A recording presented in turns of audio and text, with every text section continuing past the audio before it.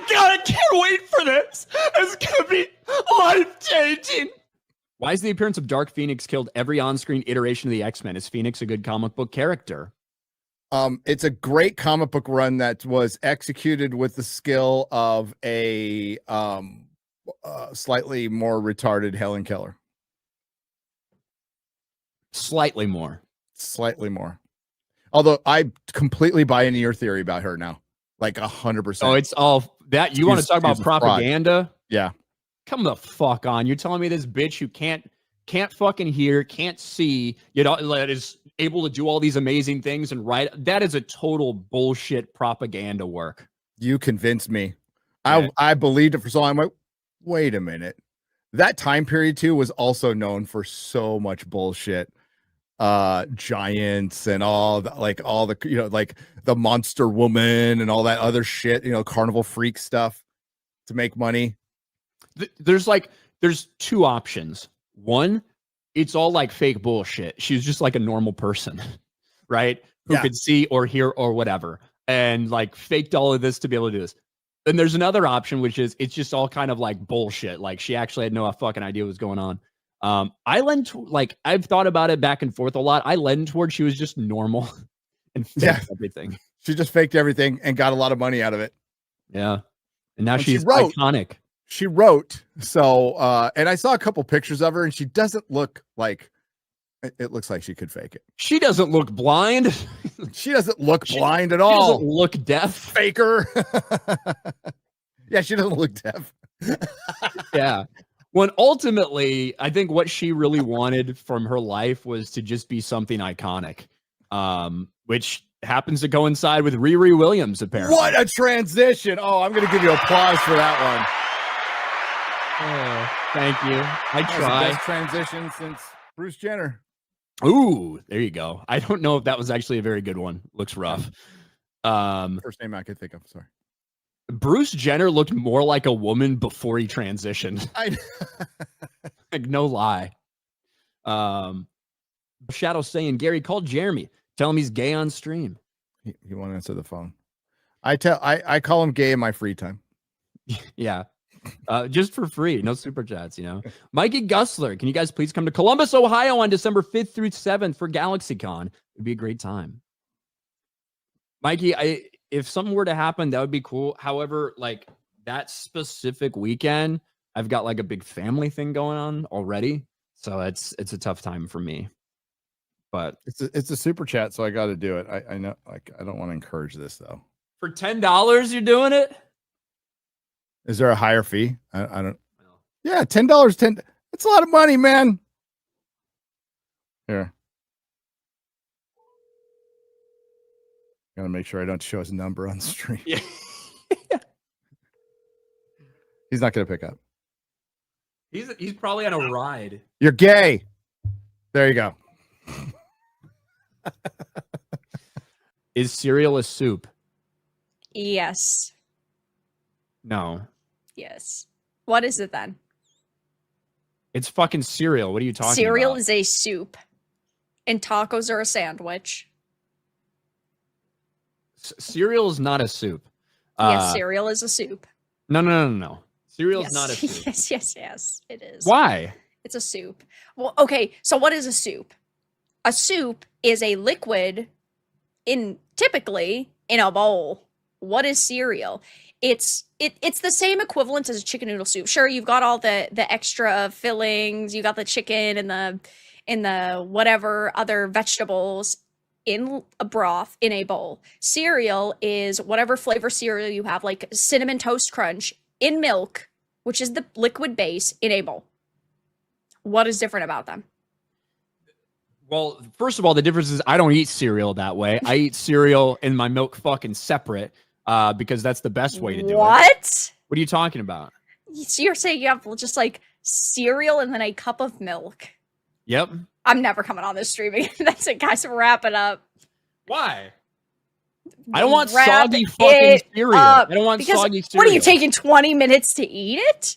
No, it takes like 5 minutes to eat cereal. I would eat mine faster than you could eat yours, for the fucking record. But no, I do that because I don't like it when my cereal gets soggy. You do that, but it doesn't get soggy if you eat it quick enough.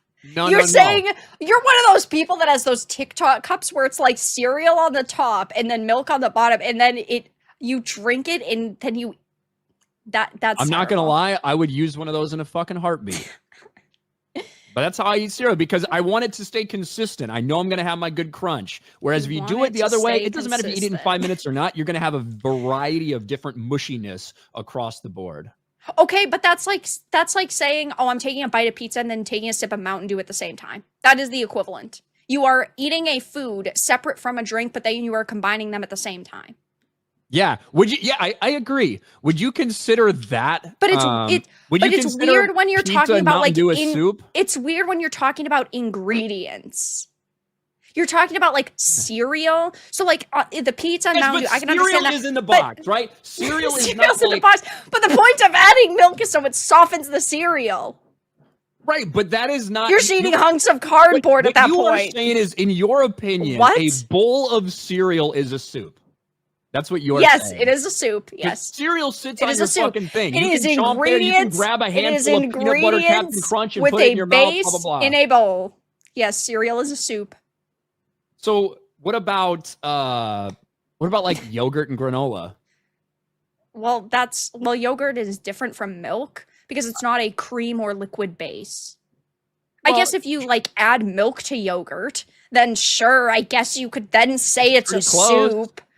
But it's not the same. It's not a fucking soup because nothing about when you have your soup, the idea of heating it up and like letting those flavors. Yogurt's like a cream, though. It's not. It is. It's not. Yeah. You have bad food opinions. People say I have bad food takes. You have got me beat here. I am 100% going to agree that my way of eating cereal is not normal. It happens to be the best way to eat it, but it's not normal because so many of y'all have been fucking hypnotized. Because I have the IQ like a fucking of miserable, Einstein. like a miserable, mushy loser, right? Because you've lost all your standards. You don't take 20 minutes to eat cereal. It's not going to get mushy if you actually eat it at the pace of a normal adult. But there will be, you can't deny that there will be a difference in the texture from first bite to last bite. The only cereal I can think that does that is like Frosted Flakes. Like Fruit Loops don't really change texture. Like Apple Jacks don't really change texture. Cinnamon Toast Crunch doesn't really between milk hitting it and you eating it. I don't know. I just eat the cereal and by the time I'm done eating it, it still tastes the same. I don't know. I just don't think you have a very refined palate. You can't Cereal's tell the difference. Soup. Cereal's not soup. It is. Doesn't make any sense. You're not cooking it. And like it, I don't know. You don't have to cook soup. You can eat soup cold. If you're a fucking heathen. If you're poor or something.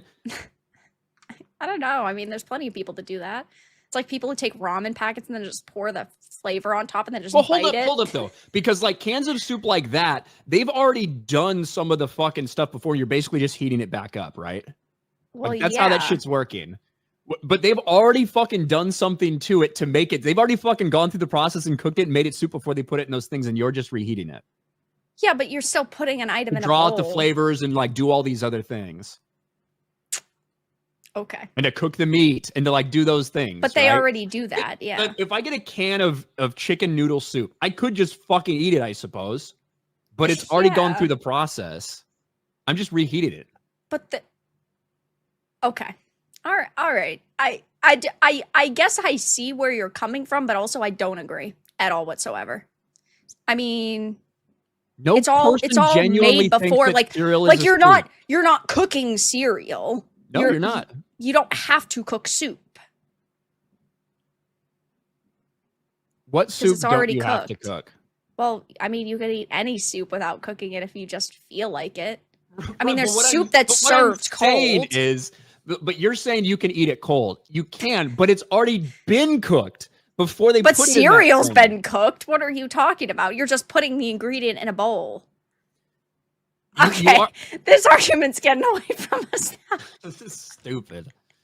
Cereal is a soup. Thank you, chat, for being here. I appreciate it. Yeah, fuck this. My That fellow is geeks and stupid comment. gamers. Black Cane cereal is milk based. It's a chowder.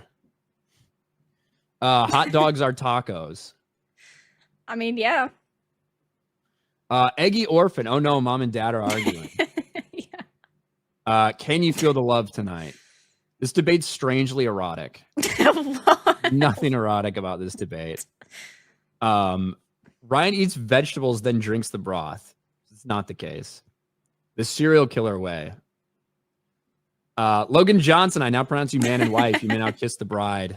Thank you. Gazpacho soup is served cold. Yeah, see, there's soup that's served But isn't cold. it? Hold on, but it's isn't still it cooked? soup. Stop. Isn't it cooked before they then serve it cold? Yeah, right? but I mean, cereal's technically cooked before. Milk is processed before you drink it. I don't see them as similar things. It's not soup. Gazpacho, Vica soy, whatever the fuck that is, and cold cucumber soup, all soups are served cold. Yeah, but are they cooked before they're served cold? What Like, do you what let does it that cool? matter? You know what I mean? Raslin Magier, cereal is still cereal if you eat it without milk. Agreed. Exactly. Thank you. It's its own thing. Sideways Stan, another vote for cereal soup. No soup for you. No more comments. Sensei Sharkbait, what about gazpacho? Normally I agree with Ryan. Harry Brownhole, put anything in a bowl with milk equals soup. That would be the theory. Like, that's exactly the theory. Like, if I put a bowl of soup and put But you're arguing that all soup has to be soup. cooked in order for it to be soup. That's pretty bigoted towards cold soups that aren't cooked. Do you know that they aren't cooked? Well, yeah, there are some soups, I'm sure, inevitably, that you don't have to cook ingredients. It's You still fucking called mix it up? soup. I fucking hate this argument. Visitor for 2. You can't pour water on meat and vegetables and get soup. Exactly. Like, it has to go through the process of being cooked. That's my point. I'm not saying it has to be hot. I'm saying it has to go through like some process of being cooked is what I'm saying. Like, I have no more thoughts on this argument. I'm not saying anything else. sounds to it. like you do. I'm stubborn, so you are too. We're gonna go. Bye, everybody. I've got something that's gonna lift your mood, man. I've been saving this for a week. Maybe you've already heard of it. I don't know, but you know, there was a cereal talk a long time ago. Some people said you were crazy because you're the guy that has a cup of cereal and a cup of milk, and you never mix. Bowl of cereal, yes. I keep them separate because I don't like them to get very soggy. And a lot of people out there were like, "That's crazy, man. Nobody does that. Nobody does that." I know exactly what you're gonna bring up. Yeah, man. The Crunch Product made Cup. just for me. You can get a Crunch Cup. They sell this now where you pour the milk and the I don't know why this says Snoop Dogg, but maybe that's just the way it is. But oh, Taylor Swift. Look, you can even get one that has Taylor Swift on there. It's like that seems like a really weird ad because it's not like a logo or anything. It's just like, well, can you put your name on it? Is that what that's supposed Maybe to that's mean? what that is. Just Anyway, your let's name? you got to see this. This is awesome. The Crunch Cup. That's right. It's not very long. It's got the music, you know. Hey, what's up, guys? We're going to be taking a look at how to use the Crunch Cup.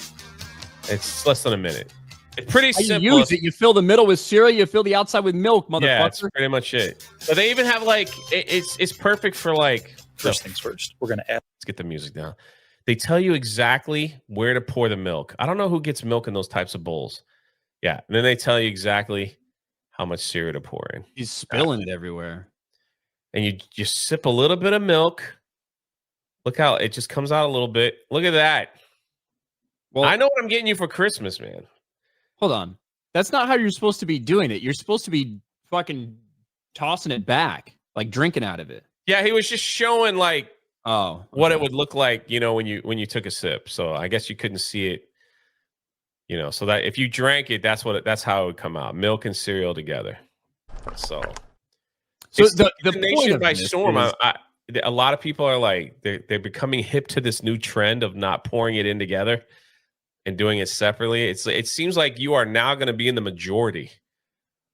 All I can say is I'm ahead of the curve, right? Yeah, that's why I usual. brought it up. I was like, this will make his day. I get it. Some people aren't willing to put in the extra work. You just want to smash them and combine them and then eat them. I'm willing to put in that extra work. I'm willing to take a spoon and then take a sip, right? I'm willing to do double the effort because the product at the end is better. I think everyone should buy one of these and send them to your P.O. box. They're not very expensive. Maybe get him a couple Taylor Swift ones, Snoop Dogg. Or just write some racist stuff on it and send it his way and get him all kinds of fun colors. Well, look, I don't know if everybody needs to send me one, but if I can get one or two, that'd be cool. I don't have enough room in my cabinets for everybody to get me one, but yeah.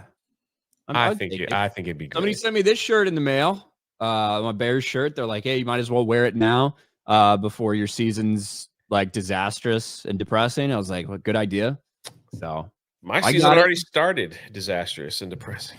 Look, the lovely Sherry on my side. I need this. Soggy cereal is terrible. That's what I'm talking about. We have the elites over on my side. Okay. Doesn't matter if we're only 10%. We're fucking right. I don't know, man. I think it's a new movement. Man, it's actually on sale right now for $24. There you go. There you go. See? I knew that would make your day. Everybody thought I was crazy. Crunch Cup. How about eat it before it gets soggy? Look, there is no possible way.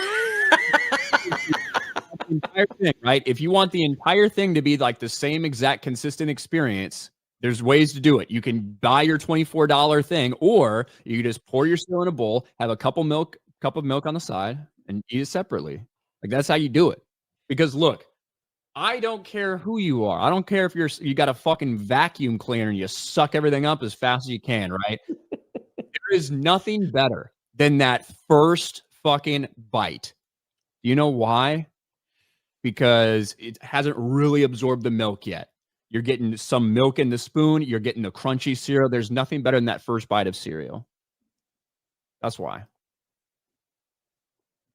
Hey, I cannot disagree. I'll convert unless you're one of those people that eat like oats. You know, maybe they just like it soggy. I don't know. You ever buy like that old oats? Like not the ones that they market. But like, you ever see like you can buy like a bag of oats with no sugar and no flavoring? People pour milk on that and have it in the morning. Hold on, Jay. I'll be right back. Wait, oh no. Ryan has a bag of oats. The man's eating like a horse. What the heck? Tell me he does not have a bag of oats. And I'm talking about the kind that doesn't have sugar on it, no honey, no nothing. It's just a freaking bag of oats. You know, it doesn't even come in a box. It comes in a free. Oatmeal's good. I love oatmeal. You know, but they sell that, man. It's like, what is this? This is what you feed the animals. I don't know what it is. All right. You're old.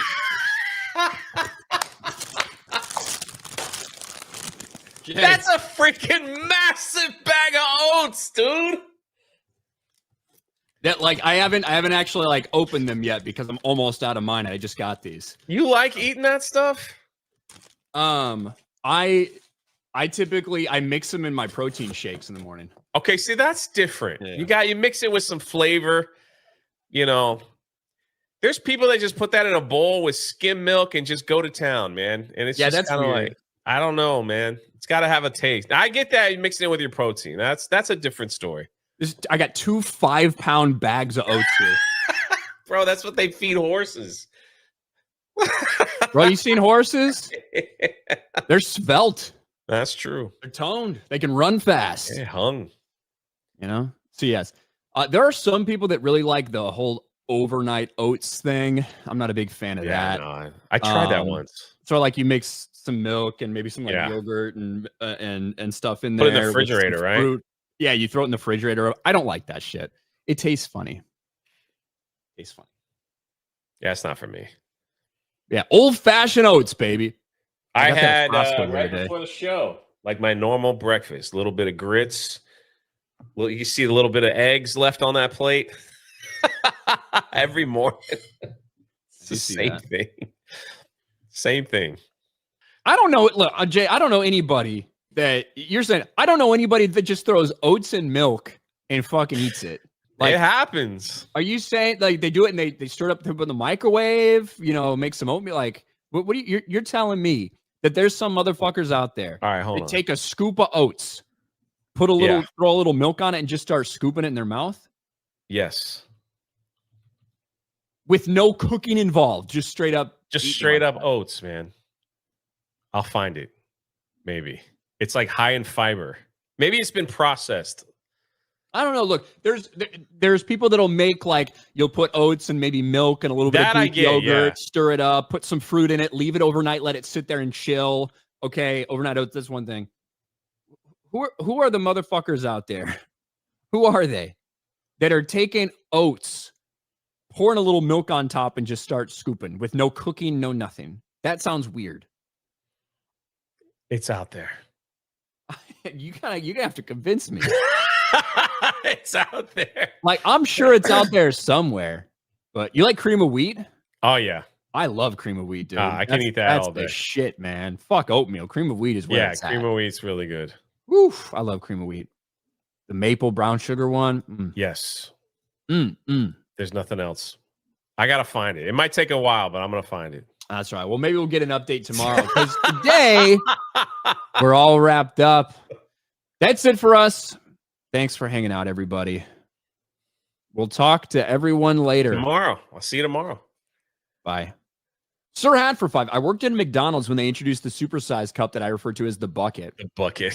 one of the biggest tragedies in human history was that stupid fuck who made that the SUPERSIZE ME documentary. Yeah. That dumb ginger bitch who's now dead, I think. Yeah, he had that cancer. Piece of shit for spreading all this heinous disinformation about McDonald's. Yeah, no shit. Guess what? If you eat McDonald's every day for every meal for a month, it's probably not very good for you, right? It's probably not the best thing for your health. But then all these people that like went out of their way to be like, oh my gosh, she's exposed that McDonald's isn't healthy. No shit. That's why some of us fucking like to eat it. You stupid fucks. And because of that, they got rid of the supersize option. Disgusting, despicable. No one should ever forgive that person. And it was awful. That's one of the most tragic things that's ever happened. I don't care about what happened in the 1940s. I care about some dumb bitch trying to fucking make money on this SUPERSIZE ME documentary. Yeah, no shit. If I don't fucking work out, if I don't do anything, I'm a lazy bum and I eat a shit ton of McDonald's every fucking day, I'm probably going to get fat. Who fucking knew? Thank you for exposing this for everyone. And then you get rid of my supersized fries at McDonald's. Fuck that guy.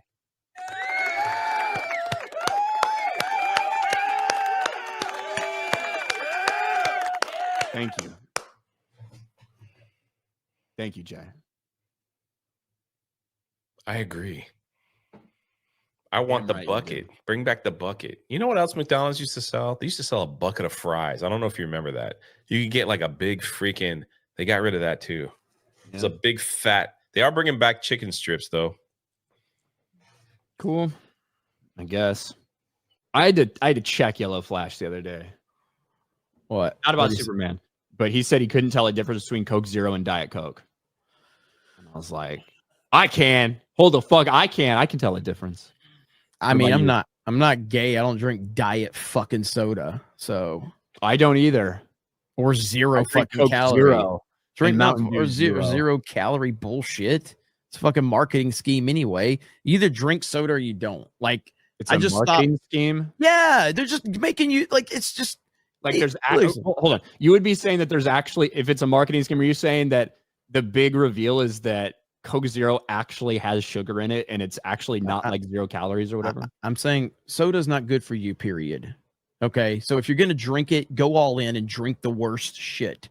All right, either that or stop like I did and drink water. But to drink like it's like the fucking ploy to make people wear a back brace at work because it makes you think that, oh, you can do more with the back brace. No, you're actually doing just more damage at that point in time when you're wearing a back brace and you pick stuff up, you're actually doing more damage because it gives you a false sense of security. If you need to stop drinking soda, then stop drinking soda. Don't start drinking diet soda or 0 calories. Just stop drinking fucking soda. Now, I'm a big proponent of drinking zero, of like Coke Zero, Mountain Dew Zero, stuff like that. You still get your caffeine. You still get mostly the taste. Because sometimes, like when you're eating something, you don't want, like, water gets fucking old. I drink It's like a marketing gallon of water a scheme. day. It's a marketing scheme for when people find out how shitty soda is for you, and then the fucking companies goes, they're going to find out that this shit's terrible for them. So let's come out with a healthier version so that they'll still give us fucking money, but still drink our dog shit. It's a fucking marketing people scheme. that are like, well, you know, the artificial sweetener's worse for you than sugar. You're fucking retarded. Like, aspartame, you would have to drink like a 36 pack of Coke a day for fucking weeks, but like to actually feel any like negative effects of that level of aspartame. I need you to do that every stream. What you just did is the greatest thing I've ever seen. Yeah, it's so fucking wild. Like, I'm a big proponent of if you want to have a Coke or you want to have a Mountain or whatever, do the 0 sugar one. Have that for your 1 a day, maybe even 2 a day, whatever. You'll be perfectly fine. There's nothing wrong with it. Wanted to argue with you, but after you did that, I'm just laughing. That shit was amazing. But I just hate that because there are people who think that, and it's like, you know, that can give you a high risk for cancer or whatever. It's like, do you have any idea the levels that you would have to drink of that to that like be feasible? You're talking about probably like 40 fucking levels of drinking soda like repeatedly for weeks on end to feel the negative side effects of that. Holy fuck. That was amazing. That's going to get clipped out. That's going to be our newest meme around here. Can't wait. See, look at this fucking idiot. Artificial sweeteners are more dangerous than sugar. Oh shit.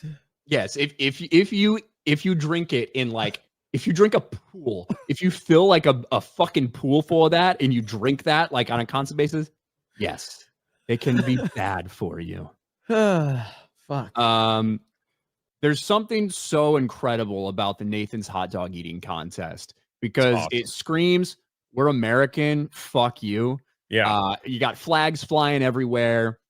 It is just the complete sense of abundancy and gluttony, like all wrapped up into one. Yeah, you know what? I know there's some fucking starving, skin and bones kid in Africa right now who's trying to eat some dirt to fill his belly, who's trying to run away so he doesn't get captured and enslaved by some rival tribe that's been fighting for decades and decades and decades.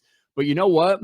We have like a metric ton of hot dogs that we don't need. We just want to see how quickly people can eat them. And you're gonna watch these people slam 60 fucking hot dogs for no fucking reason while you don't have anything else. Because you know what? We're fucking American and we can. That's how nice our lives are. Get fucked, rest of the world. That's right. Hot dogs being made from lips and buttholes, apparently. Dude, I don't care. I don't want to know what it's made from. I just want to eat it. Yeah, I don't care. I think you've been here a few times. There's actually a really great hot dog stand at City Walk at Universal Studios. And every now and then, man, got to get that Chicago dog. I love that one. That one's a great one. They have like hot dogs famous from different states, I guess, or different ballparks. Maybe that's what it is. It's a lot of different cities, right? And the way like different cities will make their hot dogs and stuff like that. I think they got like a Kansas City dog. They got stuff like that. But yes, I had been there. It's pretty good. Yeah. And I don't know if you like, dude, chili, cheese, on onions, hot dog is one of my favorites. I could just go for a regular plain. Not too much of a ketchup guy on my high. I like mustard. I prefer it, but I'll be eating hot dogs. I can't wait. I like ketchup. Dude, ketchup goes with pretty much everything, man. I do, but I said prefer. I like prefer. I wouldn't turn it away. If you were grilling hot dogs and you put ketchup on it in a bun and handed it to me, I wouldn't say ew. I would take it and eat it. My quick, like, if I'm at a cookout or whatever, like, my quick, just make a quick hot dog is just going to be, mustard on one side, ketchup on the other. That, Yeah. Eat the shit out of that. Now, if you're like ordering some gourmet shit or whatever, that's a different story. If I got time, I might put a little bit of melted cheese on there, throw some mayo on one side, a little bit of ketchup, a little bit of mustard, some relish, dump it on there. That's mine. Raw onions, I can eat them.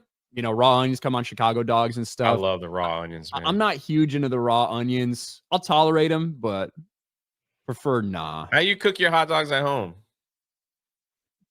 To be honest, I very rarely cook hot dogs around other than like 4th of July or something. Yeah, but yeah. I cook them on the grill.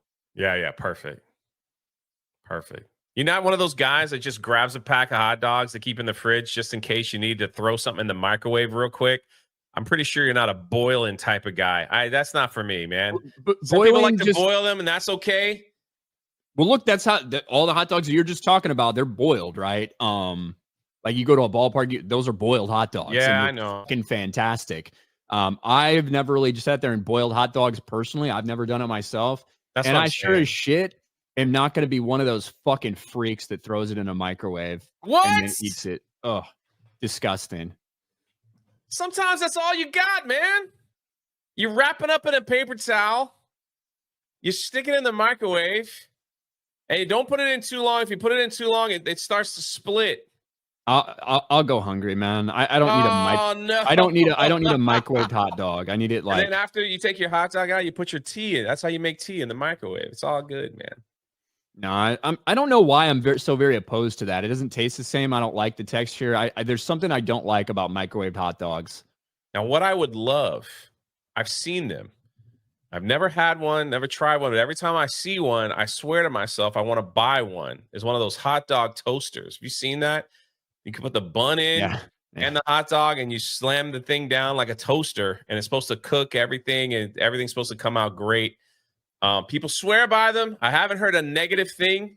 It could be, but I haven't heard a negative thing. And every time I see one, I come across and I'm like, I need to own that, but I don't own that.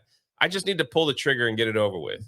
I think the reason why is because I'm like you. It's like I don't really have a pack of hot dogs in my house except for special occasions. Yeah, I very rarely eat them.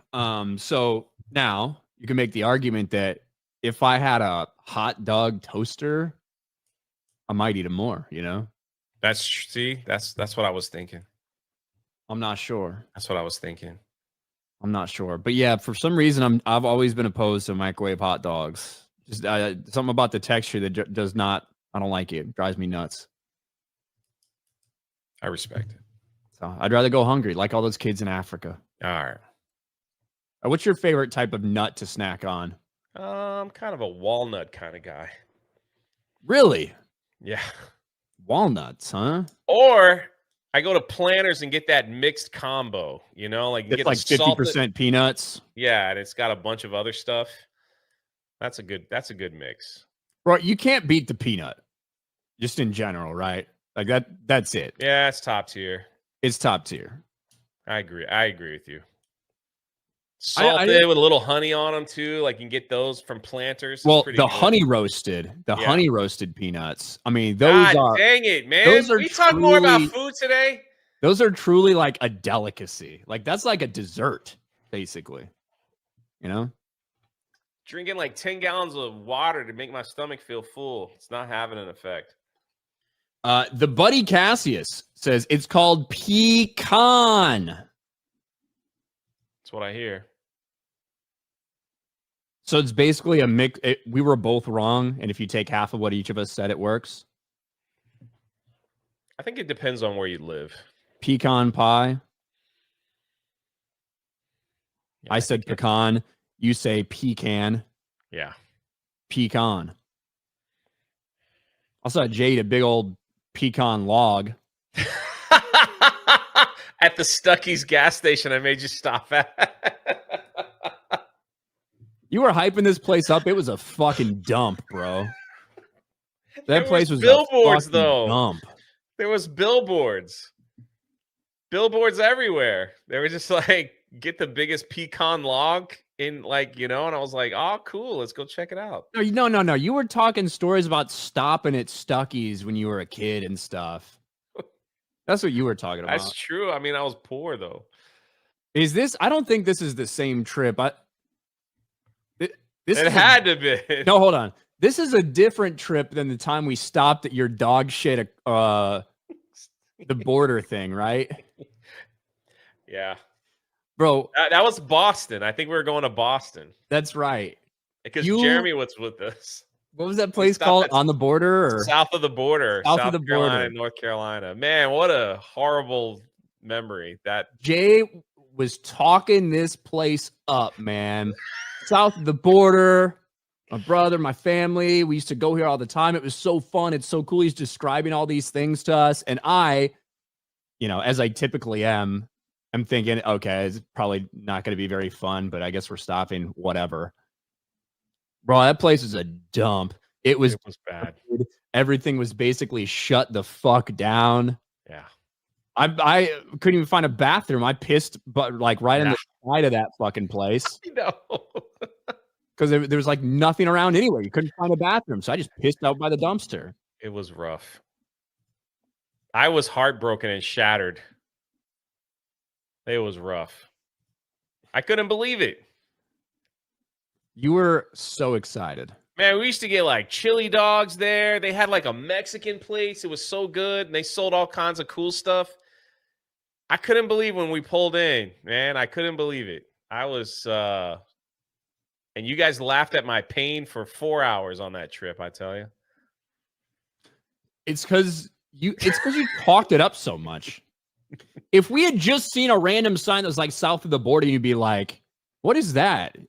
We could stop there, just check it out, like walk around, take a break from driving. We would have been like, okay, whatever. We'd have got to be like, this place fucking sucks. But no, you spent hours talking about it. We planned our trip around stopping there for your childhood memories. And we get out, and it's just all fucking broken glass and homeless people, basically. I was going to buy Ryan like some Mexican food. It was top tier, maybe a Pedro hat. Oh, awful. They had a gas station, basically. Yeah, and like a knick-knack store. That was about it. You walked around that place and recorded. I tried to find some remnants of the past, and it wasn't there, and Ryan peed on it. That's just it. So, I don't know. What's your usual go-to for Mexican food? What would you have got me if we went? Burrito. I like chimichangas. When I go to a Mexican restaurant, give me a chimichanga. Fry that son of a bitch up, Quesadilla is my favorite Mexican food of all time. Oh, God. Freaking hungry. Jay, we had a conversation on this channel, I feel like months ago, and a bunch of people, even you weaklings that have allergies in the chat, you got all pissy, right? You got all pissy with me. How dare you? People would die. I didn't say anything. If they're allergic, you can't say that. Because my thing was this. I was like, look, allergies are for weaklings. And, some people are born with shit, whatever, you got to overcome. In general, I think that people with allergies are massive pussies. Like, I think that's actually what's wrong with you. And if you work hard enough, if you're strong enough, you can actually overcome any of those allergies you have. Oh, strawberries. I can't eat strawberries or I'll swell up and die. Fucking pussy. This is if I had that in my life, if a fucking strawberry could take me out at any given moment, I would be embarrassed, right? People who are like, I'm allergic to grass. You're allergic to going outside? God, fucking loser. But I think that you can overcome this, right? All these fucking doctors, whatever, bullshit. Just like exposure therapy. That's what it's all about. You can't, you fucking swell up and eat strawberries. All right, lick a strawberry.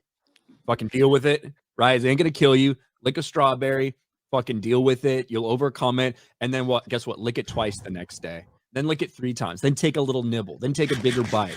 And after 6 months, this will cure you of your allergy. Okay? Fuck all the doctors.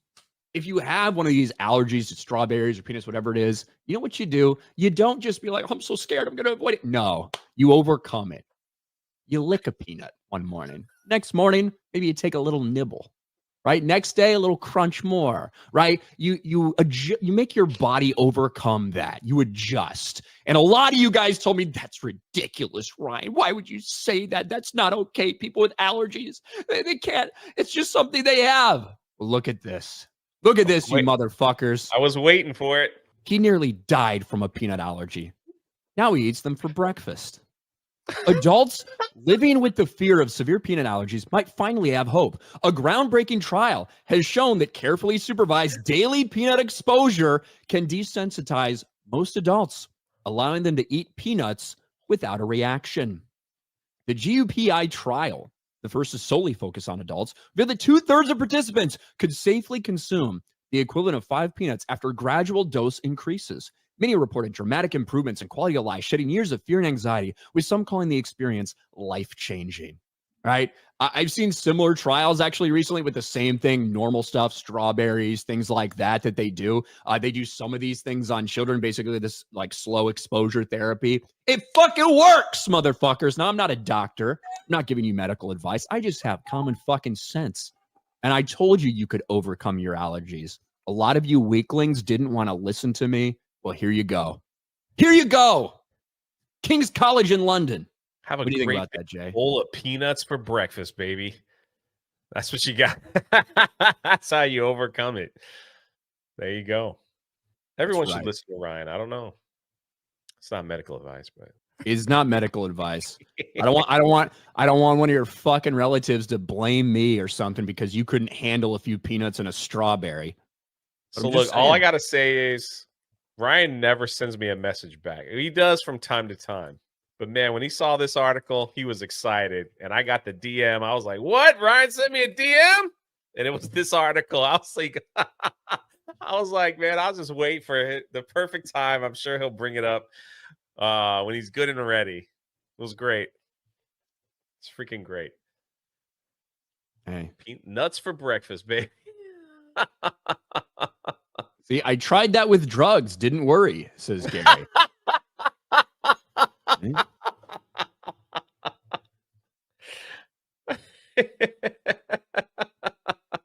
Yeah. That's pretty good. Oh, he says didn't work. And then he misspelled fuck after he misspelled worry. Obviously, the drugs did work.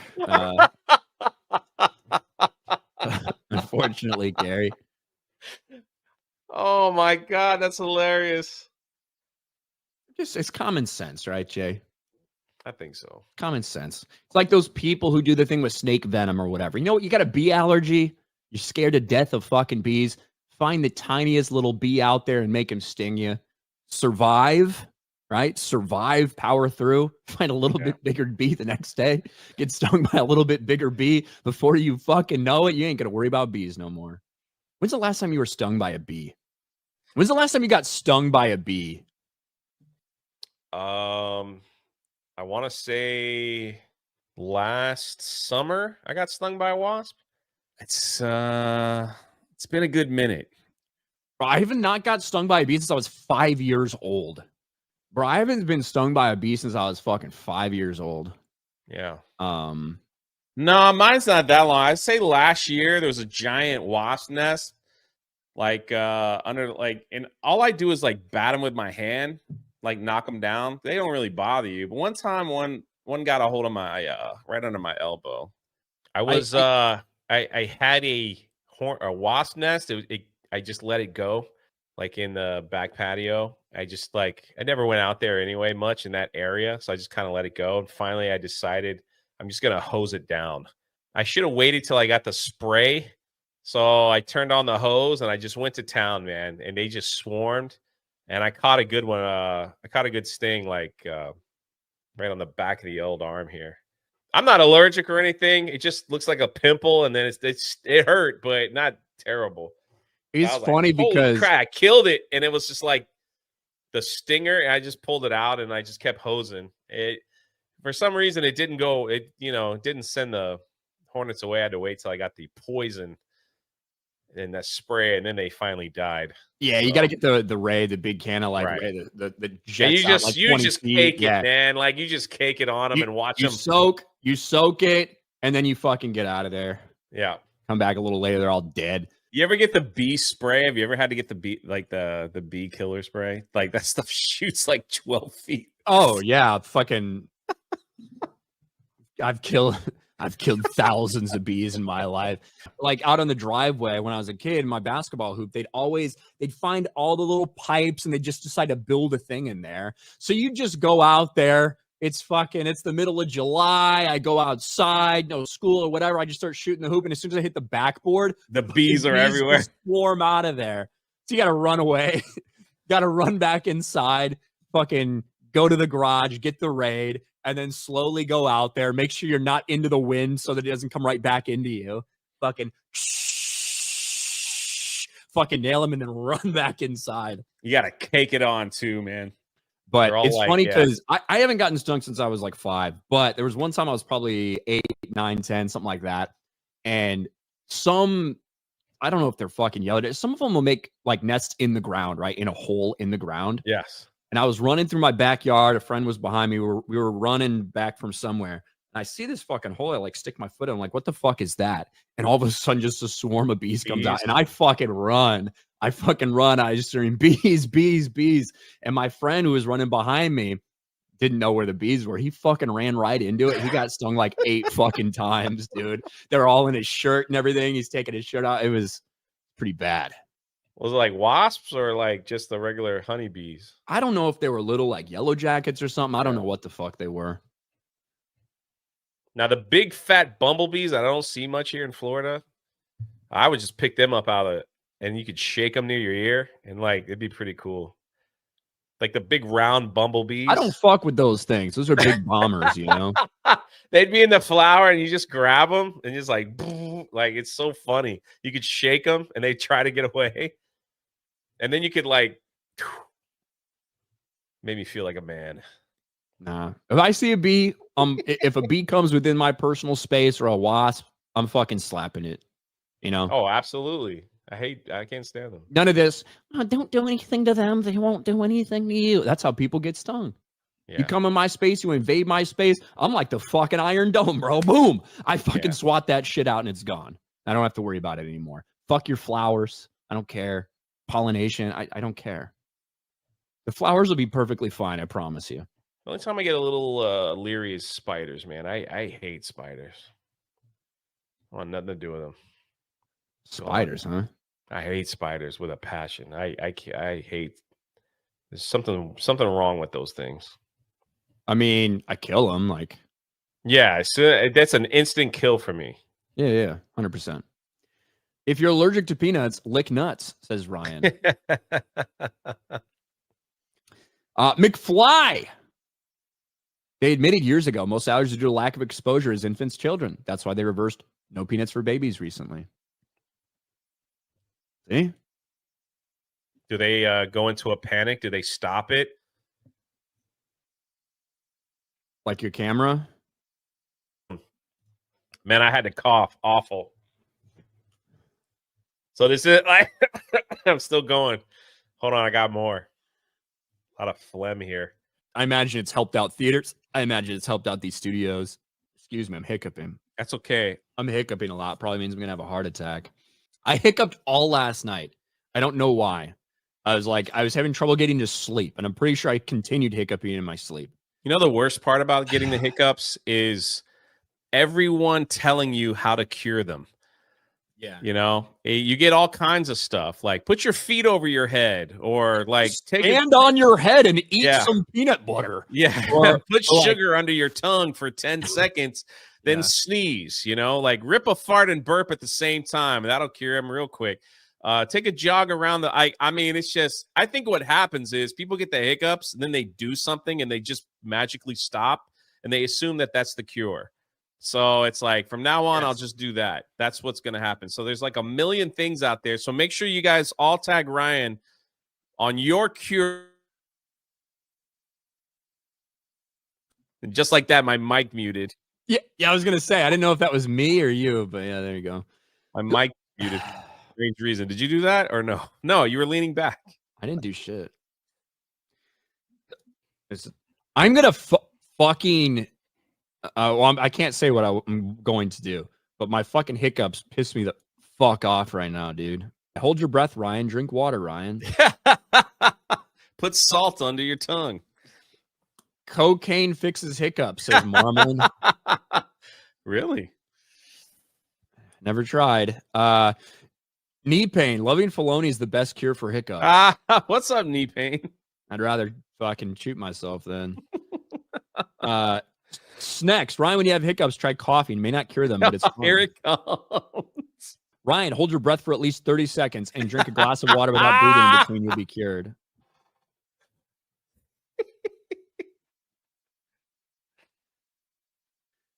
The carnivore trucker says, hiccup if you're gay.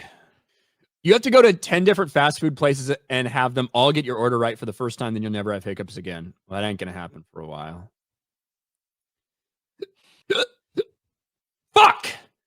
Tobias for $10. Say his name. So it's just a fucking problem.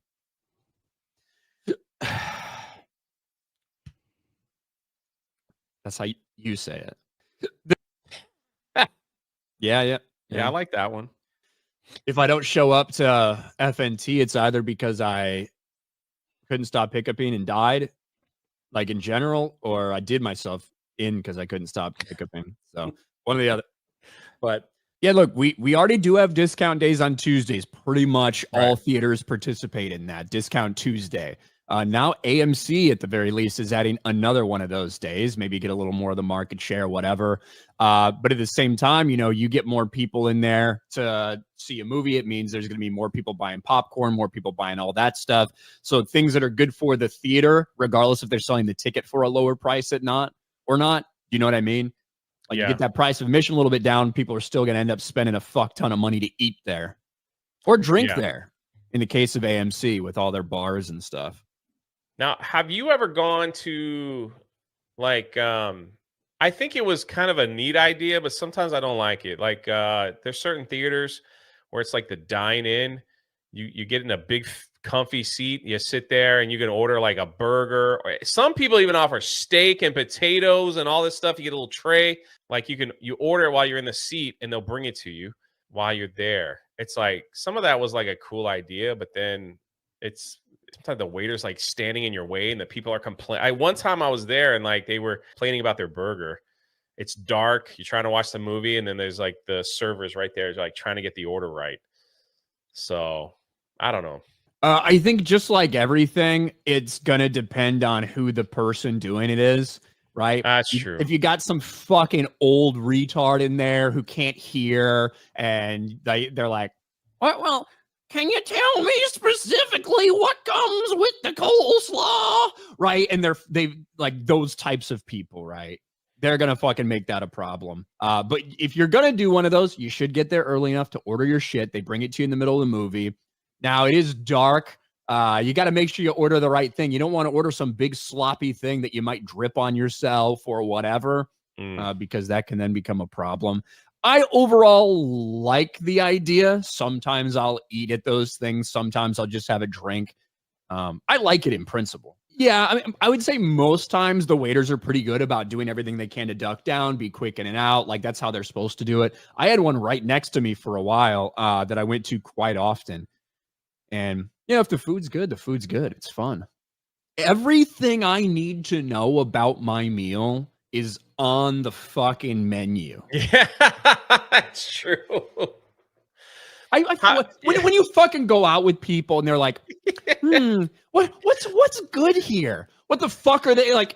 You think they're gonna tell you what's bad here? Like, what's good here?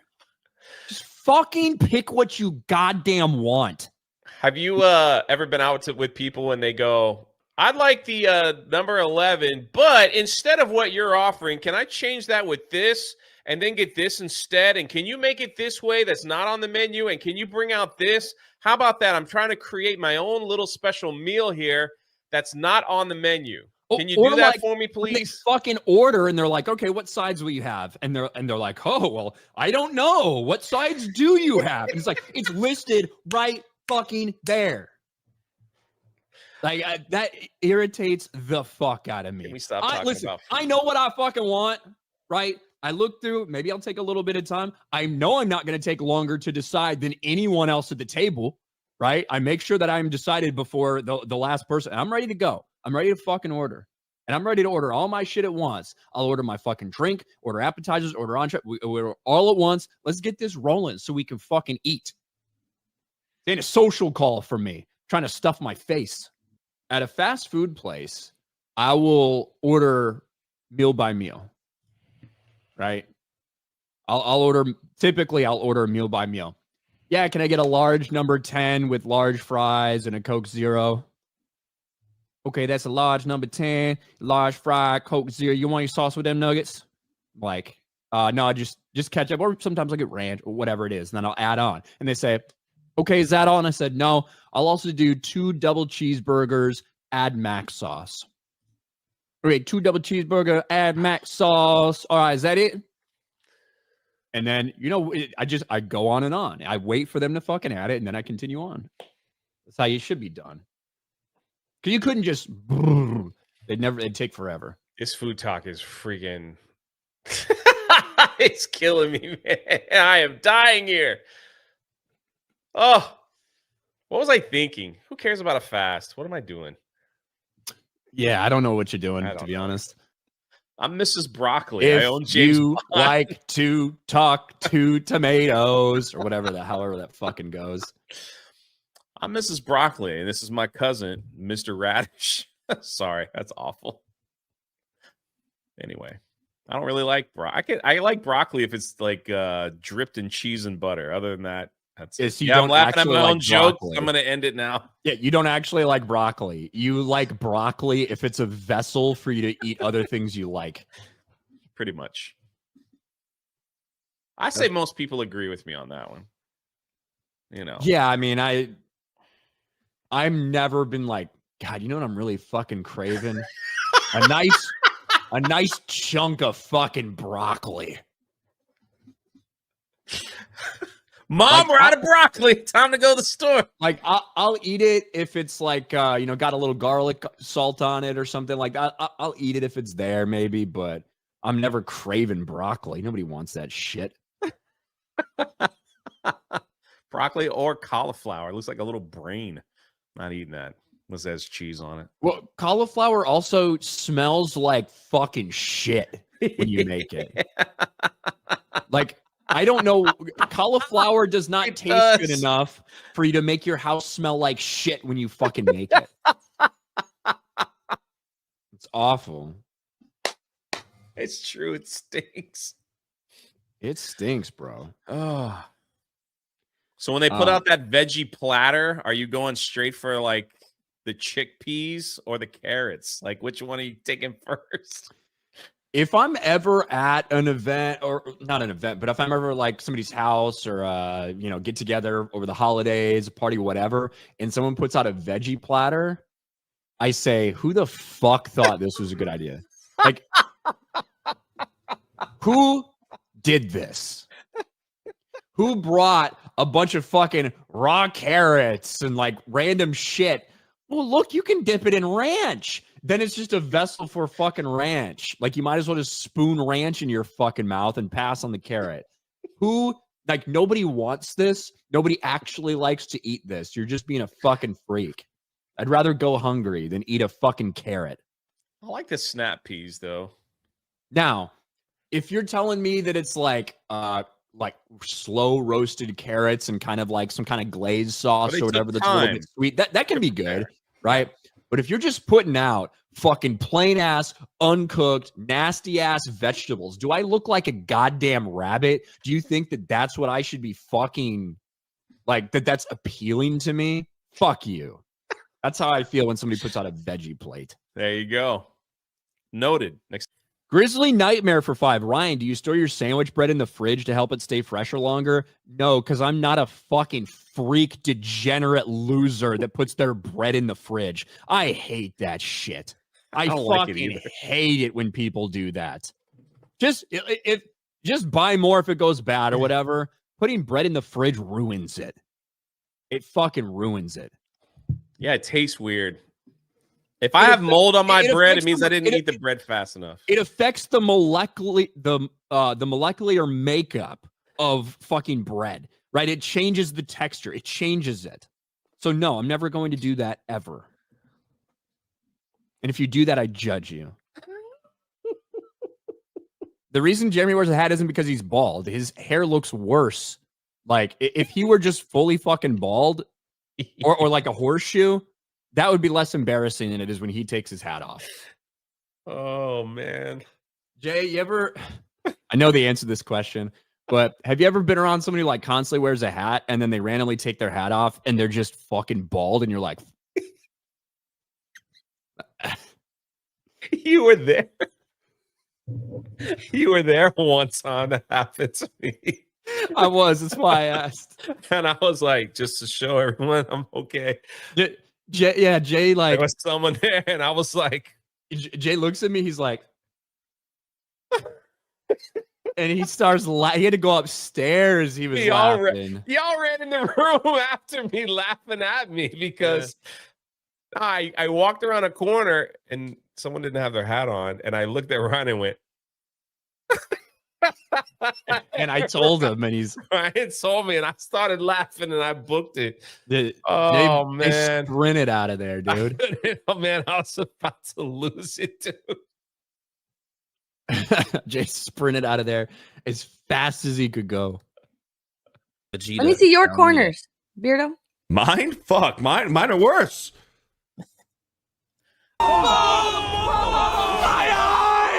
Oh yeah. Oh yeah. Keep the hat on, brother. But I'm white. I'm allowed to go bald. But it was not Jim. I'm telling you guys. I would tell you if Jeremy's bald. Y'all saw his fucking hair in the park hopping stream or whatever. Damn. Whew. Over on the Rumble side, out real quick. Ryan's gay hair says, Ryan, let's team up against the forehead. I mean, I could put my hair down if you guys want. I could put it down and like, okay, one of those things that people do nowadays. Oh, freak. All right, hold on. Look here.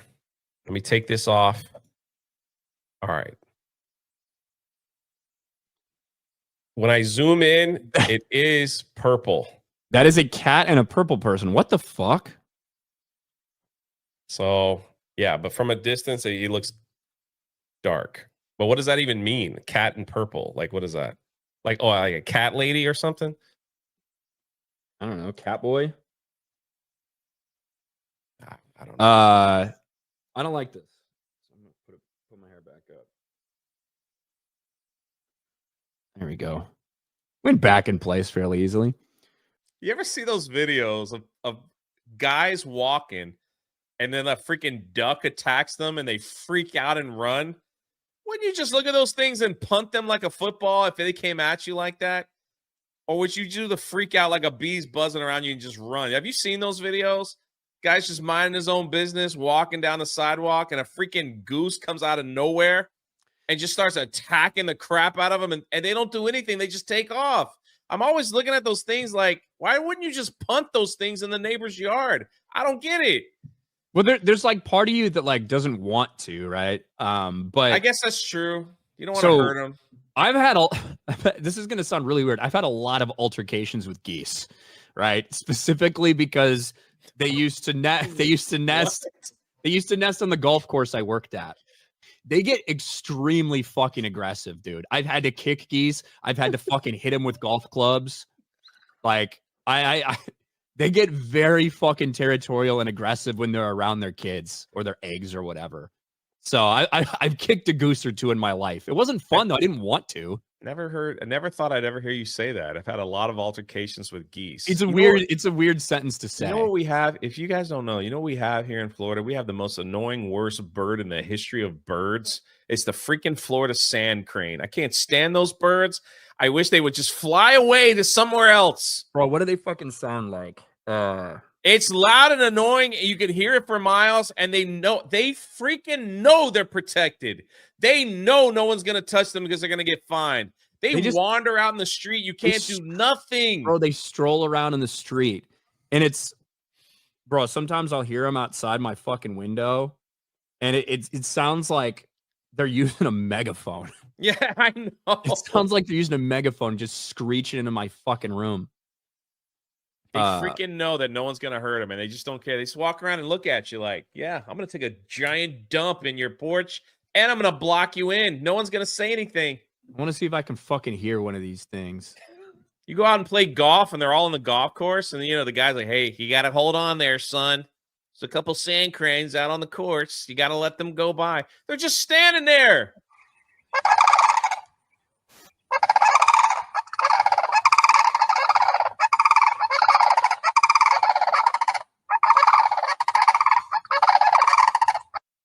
How fucking annoying is that shit, dude? That's the worst sound any bird can make. I should be allowed to just go and shoot them anytime. Like, why are they protected? So annoying. They are. I don't know. I see them everywhere. How can they be endangered? They're freaking everywhere. Gary says, I respect that, but I don't know what he respects. Do you respect the birds just being loud as shit right outside my house? I fucking hate those birds, bro. I knew a metal slave for 5. I knew a mechanic that had 8 geese guarding his shop. Aggressive as hell. No one messed with them. I'm telling you, dude. Like, geese they get fucking very aggressive when they have their little goslings around, whatever the fuck you call ducklings that are geese. Whenever they have their fucking kids around, they get very aggressive. Like, I know you think that why does everyone just start kicking them? They fucking come at you and they won't stop until you leave, unless you fucking kick them hard enough or hit them with a club. Some people said, how are they getting so close to those cranes? Because they're not threatened. Because they know at this point in time, people won't hurt them. People won't do anything to them. So they will walk right fucking by you. Yeah. Like, walking down the sidewalk in a fucking they're always in pairs too. They look at you like this. So like, yeah, like, and birds, honestly, birds kind of creep me out a little bit. Like, I don't like the way they look. I don't like how twitchy they are. You know what I mean? Like, I don't like those things about them. So Ryan doesn't like the foul. I'm not saying I'm not scared of them. They just kind of give me the fucking creeps. They're weird. Like, birds are fucking weirdos. And so when you're walking down these sandhill cranes, they come up probably to your chest. You know, like, they're tall when they're standing up. Yeah. And I'm walking down the fucking sidewalk and I'm playing chicken with a fucking bird. Yeah. Like these sandhill cranes, they don't want to move. They will not move for you. So you have to walk right fucking by them until they're super close. And they're just doing their fucking call. I hate them, dude. They're awful, man. Creep me the fuck out. Wish we could just shoot them all. Gary says they're dinosaurs. I don't know what they are. They probably are. Probably are. But Jay, like, did you ever watch what was that? Swamp People, where they used to go around fucking shooting alligators. Yeah. Shoot him. They had to put closed caption because you couldn't understand what they were saying. They spoke heavy Cajun. Yes, very heavy. We'll see you guys tomorrow. Bye, everybody. Ministry of Wrong Thing for 199. Pour out 5 booms for Val Kilmer.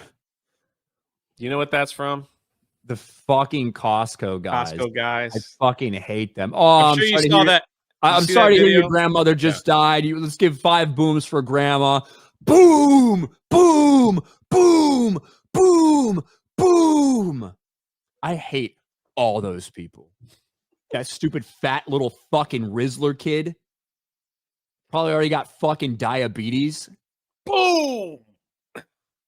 Let's give a boom for Ryan's hatred to the Costco guys.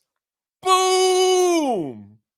The double chunk chocolate cookie. Like, if those people are wiped from the face of the earth, like, the world would probably be a better place. I'm not advocating that happen, but I'm just saying, I fucking hate it when I see them. They'll throw out first pitch at Yankees games to go to the NBA All-Star game. I don't fucking get. And that dad, clearly, if you've seen this dad's, he's got like a 10-year-old social media presence, and he's always been desperate to be fucking famous. And he finally found it with this shtick using his kids. And God, I fucking hate them. The Rizzler. The only funny thing I've ever seen that kid do is actually he just did like a morning routine thing, making fun of the morning routine we were laughing at. Yeah. That was pretty funny. But I'm sure it's not him. I'm sure he just has people telling him what to do. He's taking advantage of some fat roly-poly fuck. Enemy con for 199. Ryan, who do you hate more, the Amish or old people? To be honest, listen, Amish people drive me fucking crazy. Not their... It's actually the same. Not Amish people's mere existence, them existing and them doing whatever they want in their own little communities. I have no problem with that. They make great jelly, though, brother. You got to try their jelly. Yeah, and actually, they do some really cool furniture and stuff like that, right? Whatever, do your thing. I don't have a problem with old people in general if they're living apart from me. When you enter my life, when you enter my space, when you go to the stores I shop at, whatever it may be, it starts to fucking piss me off when I have to ride behind your fucking horse and buggy that's going 5 miles an hour, horse shitting all over the place. I'm running over it with my fucking tires, and you don't pay taxes for the road that you're shitting all over. Fuck you. We don't believe in electricity. Yet we can hire guys to come in vans to pick us up, take us to these places. We all got cell phones, but we charge them with a battery, not with plug in the wall electricity, so that don't count. And you fucking clog up the lines at my Walmart, clog up the lines at my fucking McDonald's. That's when it bothers me. Just stop lying about this shit. Stop pretending. We can't use electricity, but we can use it in our barn. We can't use phones, but we can use it in our barn. We can't use electricity, but we can charge things with batteries. Fuck off. That's how I feel about Amish people. And if any of them are watching this right now, they're probably not allowed to, so fuck you. When it comes to old people, I feel like everyone needs to understand old people. I have a lot of love for old people and everything they've done, and especially their family members, things like this. There comes a time for all old people. Sometimes it's when you're 50. Sometimes it's when you're 90. Where you start to become a fucking burden on everybody else, where you start to slow everything down when you don't know what the fuck you're doing on the road. You're too afraid to pull out. Sandra, is this a turn on red lane? And you fucking don't know. So I'm behind you sitting there waiting for you to take the clear open turn that you can take on red right fucking now. And instead I'm 2 minutes later to whatever it is. And I'm stuck behind your dumb ass. Or where you're at a fucking Publix checkout counter, and instead of using a goddamn card, you pull out your fucking checkbook, or you try to pay with exact change. Like, that fucking pisses me off. So for old people, there should come a time in every old person's life when they realize not cut out for this anymore, and you stop going out. Right? Stop going out without supervision. We'll put it that way. That's why I'm all for the Tesla self-driving car. You should all purchase one, and just let them take them where they need to go.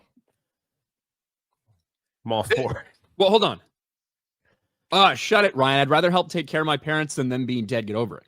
I'm fine with that. I'm not saying they all have to go and fucking jump off a bridge. Saying they shouldn't drive. You shouldn't be out. You should be helping them if they're getting in my way. Right? If they can't keep up with society, if they're fucking delaying everybody in every line they're in, if they can't fucking drive right, get them off the fucking streets and take care of them. That's what I'm saying. I'm going to pay for everything by check in Florida. There you go. Gary's almost that age. Gary fucking sitting there. He's like, what's that? What's that, Shay, Sonny? I need my readers. Can you make this text any bigger? Is this a tap to pay? Yeah, I'm just looking to get a piece of land and just disappearing. That's right. I don't have to worry about anybody. Probably died some horrible accident trying to plug in my Christmas tree. It's probably what's going to happen to me. I get electrocuted. But the answer to this is probably both. Eddie Brock, Ryan, I wasn't clear yesterday. Greet me like a Taco Bell employee who got your order wrong. My birthday's coming up soon, and it'll be a great present. You just want me to scream at you like you're a dumb, useless piece of shit? Like you're minimum wage because you got no fucking skills, and you can't even fold my fucking burrito. You can't even count the right number of objects in the bag. Did you pass fucking 5th grade math? You dumb cock-sucking bitch, Eddie Brock. Yet you don't know that I ordered 3 Doritos Locos tacos and 2 beefy 5-layer burritos. And why in this beefy 5-layer burrito? In all of your fucking wisdom, Eddie Brock is a Taco Bell employee. Why the fuck? Can you please tell me why you decided with a 5-layer burrito to put all 5 layers in different sections of the burrito? Why would I get to the fucking end? That's all where all the sour cream is, right at the end, Brock. Because you couldn't be bothered to actually distribute it evenly. Go fuck yourself. I'm never coming back to this establishment, except when I'll be here tomorrow for breakfast. Ryan, what's your top tier list of serial killers? Top tier list of serial killers. The Green River Killer, he killed a lot of motherfuckers up there. And it was just, he'd just fucking go into Seattle or wherever, pick up hookers, fuck them and murder them, dump them, no one missed them. Like he got away with it for a very long time. You know, Jeffrey Dahmer, right? Mm-hmm. Fucking wild. And that he got away with it for as long as he did. He had him stinking up his house. He'd eat these motherfuckers. He just wanted somebody that wouldn't leave him. He'd drill a fucking hole in their head and put like acid in there to try to like burn their brain, not to kill them, but to have a zombie who could just keep him company and not run away from him. But he killed a bunch of gays in Milwaukee.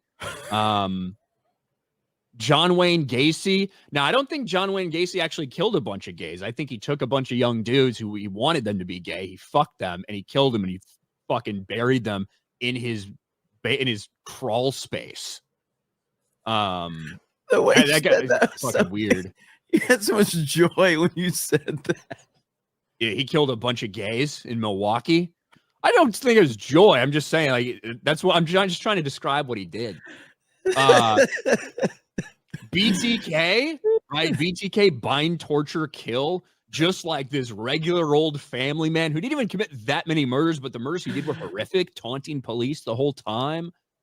But I guess the top has to be Zodiac Killer because Ted Cruz.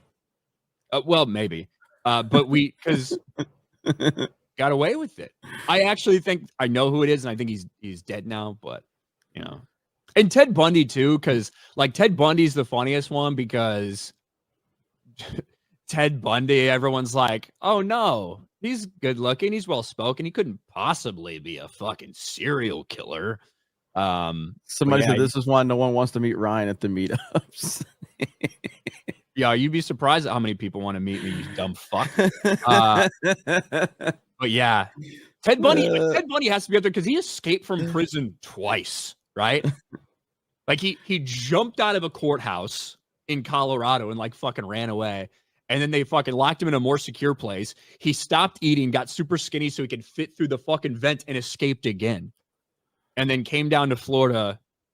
And just like this guy was past the point, right? That's when you lose respect for these. I have to ask the super chatter, did you know Ryan was going to know this much about serial killers? Or were you just taking a chance that just because he's so miserable and autistic that he would know? Like that now I need to know, like, because you know way too much about this shit for some random $2 super chat to take you down that path.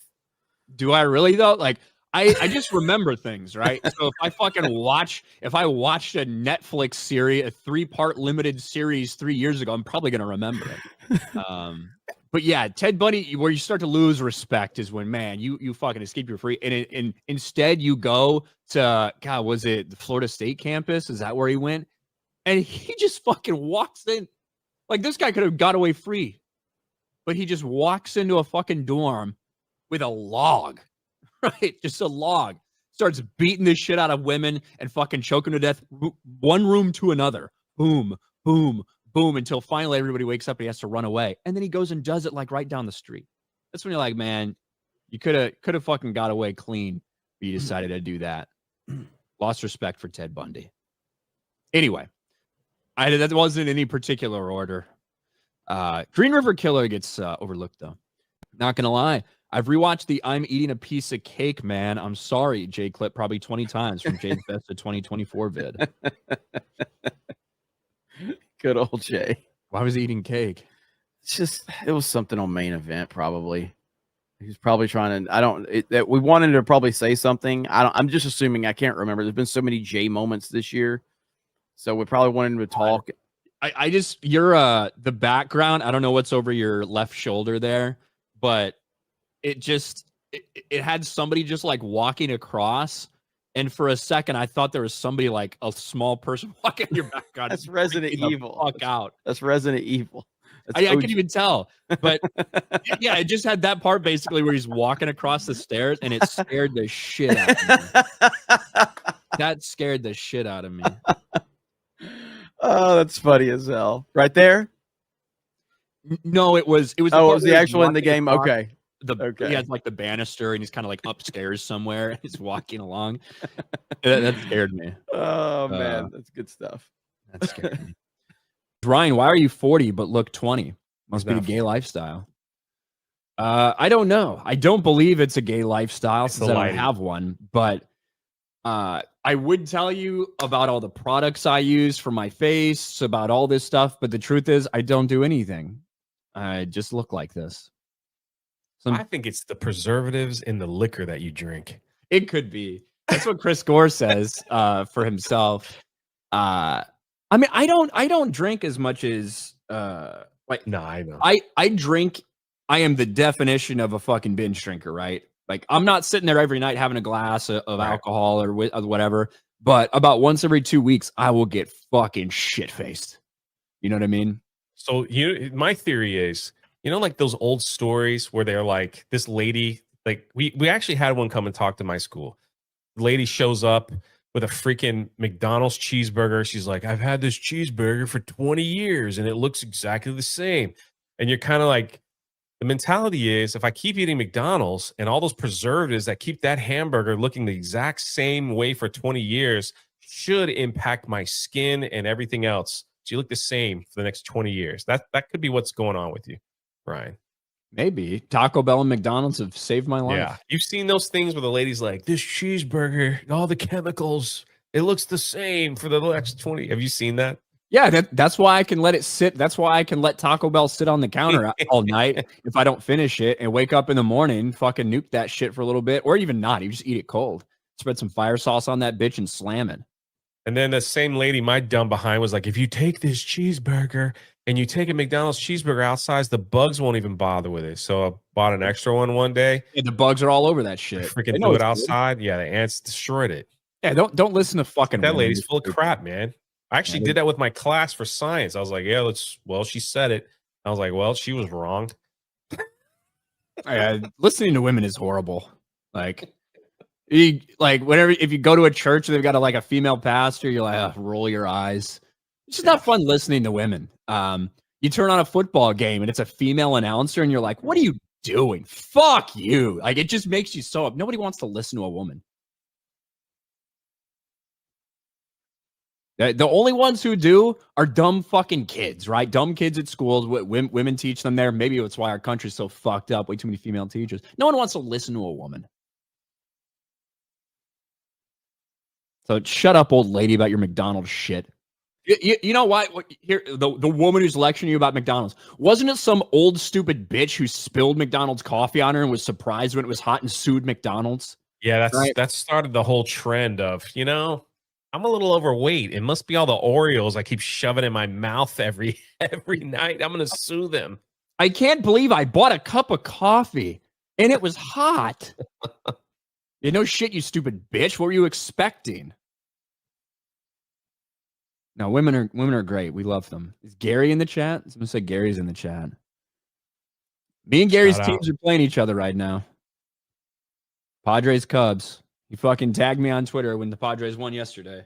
My response to him wasn't as nice as his response to me when the Cubs won game 1. Because I'm a happy person. I'm not. I haven't hit rock bottom yet, okay?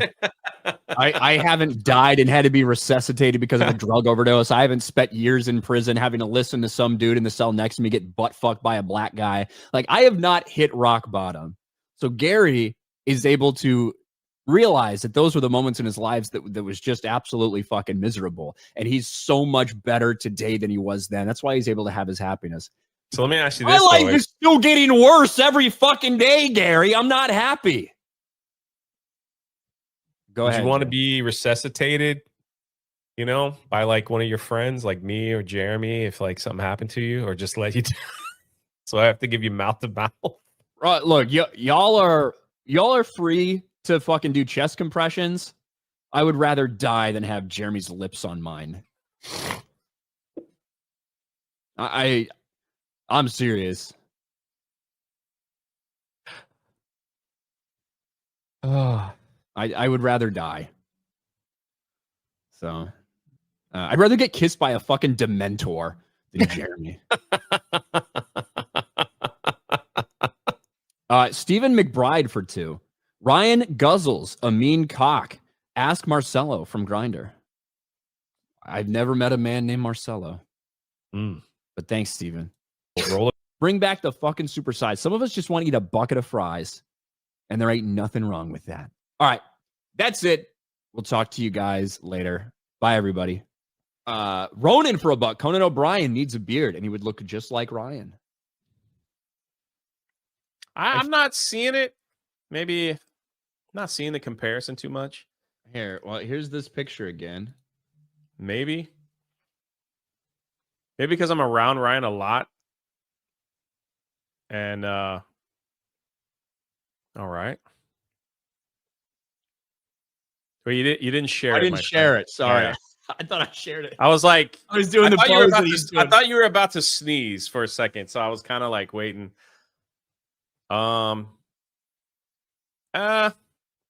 Maybe. I don't know. Maybe you could pass as a younger Conan and play him in a biography. Maybe that'll be it. He's really tall though. I hear he's like, is he like 6'6" or something? He's really fucking tall. Yeah. He's really tall. Yeah. And he's actually got red hair. I don't have fucking red. Look at my hair. Yeah. Yeah, you don't have red hair. Mad Frog, Ryan, you're not ginger. Are you a daywalker? I'm not a vampire. But no, what about this hair makes me look like I have fucking red hair? It looks pretty brown.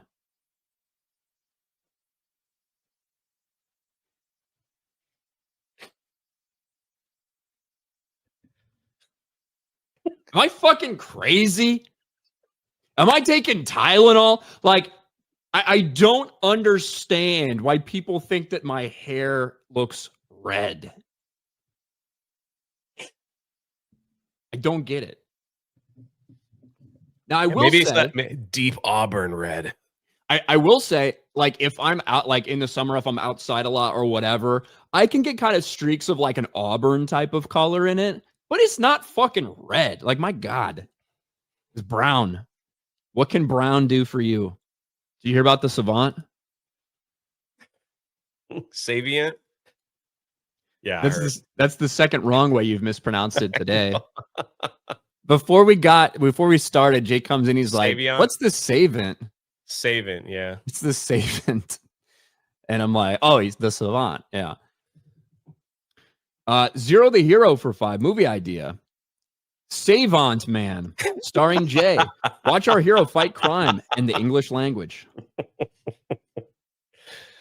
Well, retard by day, superhero by night. I've got a Dr. Jekyll, Mr. Micklehide. Listen to me, Mr. Hyde. Man, I don't know what it is, man. Today's a day, man. I've got a lot. It must be extra crooked today. I thought I was gonna get Epic Mike. Like, we wanted him on here. We actually need to force some representation on here once in a while because it gets a little pasty on here sometimes. We can't go full black, but we'll take half black. Epic Mike, how's it going, man? Good, man. I was gonna throw up gang signs. I know how much you appreciate that kind of stuff, but I figured we'll just keep it, low key a little bit. So, there was a deflection point in my life where, if you had gone back to me in high school with my G-Unit chain, with my fucking G-Unit watch, with all this stuff, I could have gone full wigger. Like there's an alternate reality where the timeline split right there and I went a certain way. I would be a completely different person. Yeah. Well, I've told people, like, Ryan has an invite to the cookout. You know way too much to, like, you know, there's too many deep cuts in some of the things you say. I'm like, oh no, he actually understands, like, he gets it. So that's why when people say, like, oh, Ryan's racist, I'm like, well, no, but he makes jokes that, like, only black people make, because you actually understand, like, how to actually make fun of people about stuff. So I respect it. You know, that's the secret, Mike, is that there's a lot of black people that fucking hate me. There's some of them that fucking love me, though. You know? Yeah. I win them over. I win them over. Okay. You can't do karaoke like you do and not know a little bit of something, man. Yeah. Bro, that is still probably one of, like, the funniest videos probably that will ever be out there, is when Yeah comes on. We're at that karaoke place. Yeah comes on. It's not supposed to be anybody singing. But I was like, I can't miss this opportunity. I can't pass it up. Yeah, I'm gonna. There we go. You just jam and look at Ryan go. All the chicks out there just loving it.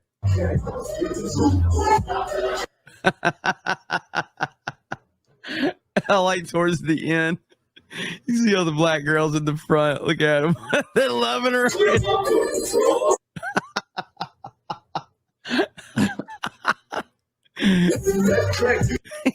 Now towards the end, man. Let it play right here. Go.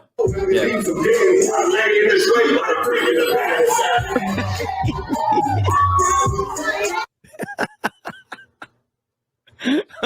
Look at right here, hang on. Look at her. She's like, damn, white boy got it. Yeah. Right here, look at her. Look at her.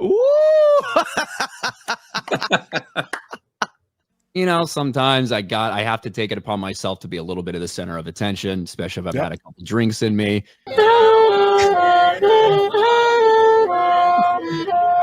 Watch how Ryan does this right here. Watch. Yeah. Watch.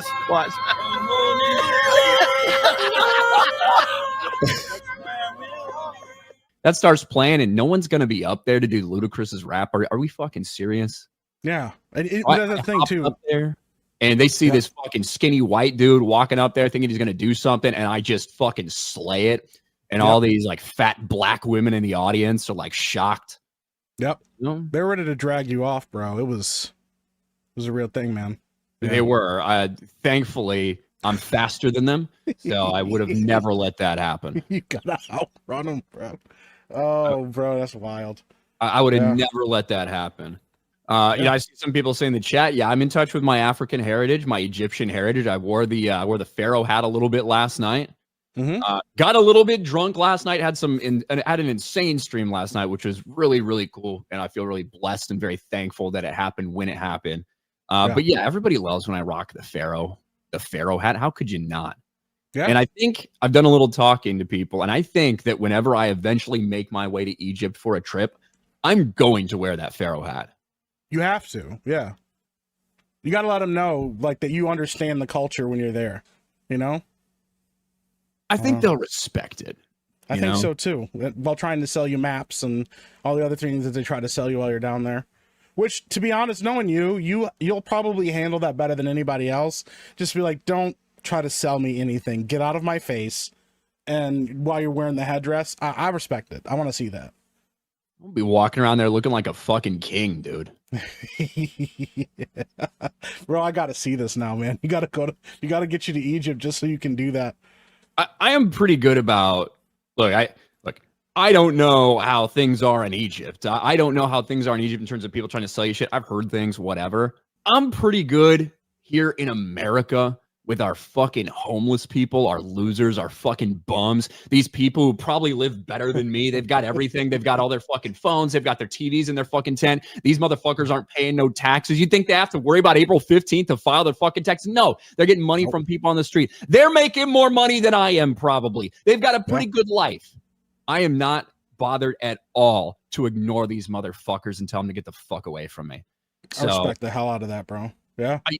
There are some people that like feel guilted into it, by a homeless bum, and that's what they want you to feel. Fuck you. I don't know led to this being your life, but fuck you. I'm not. You think me giving $1 is going to fucking significantly affect your life?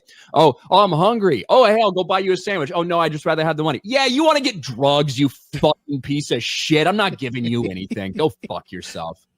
It's not my responsibility to help drag some meaningless piece of trash out of the fucking gutter. I'll step right over you and not think about you again.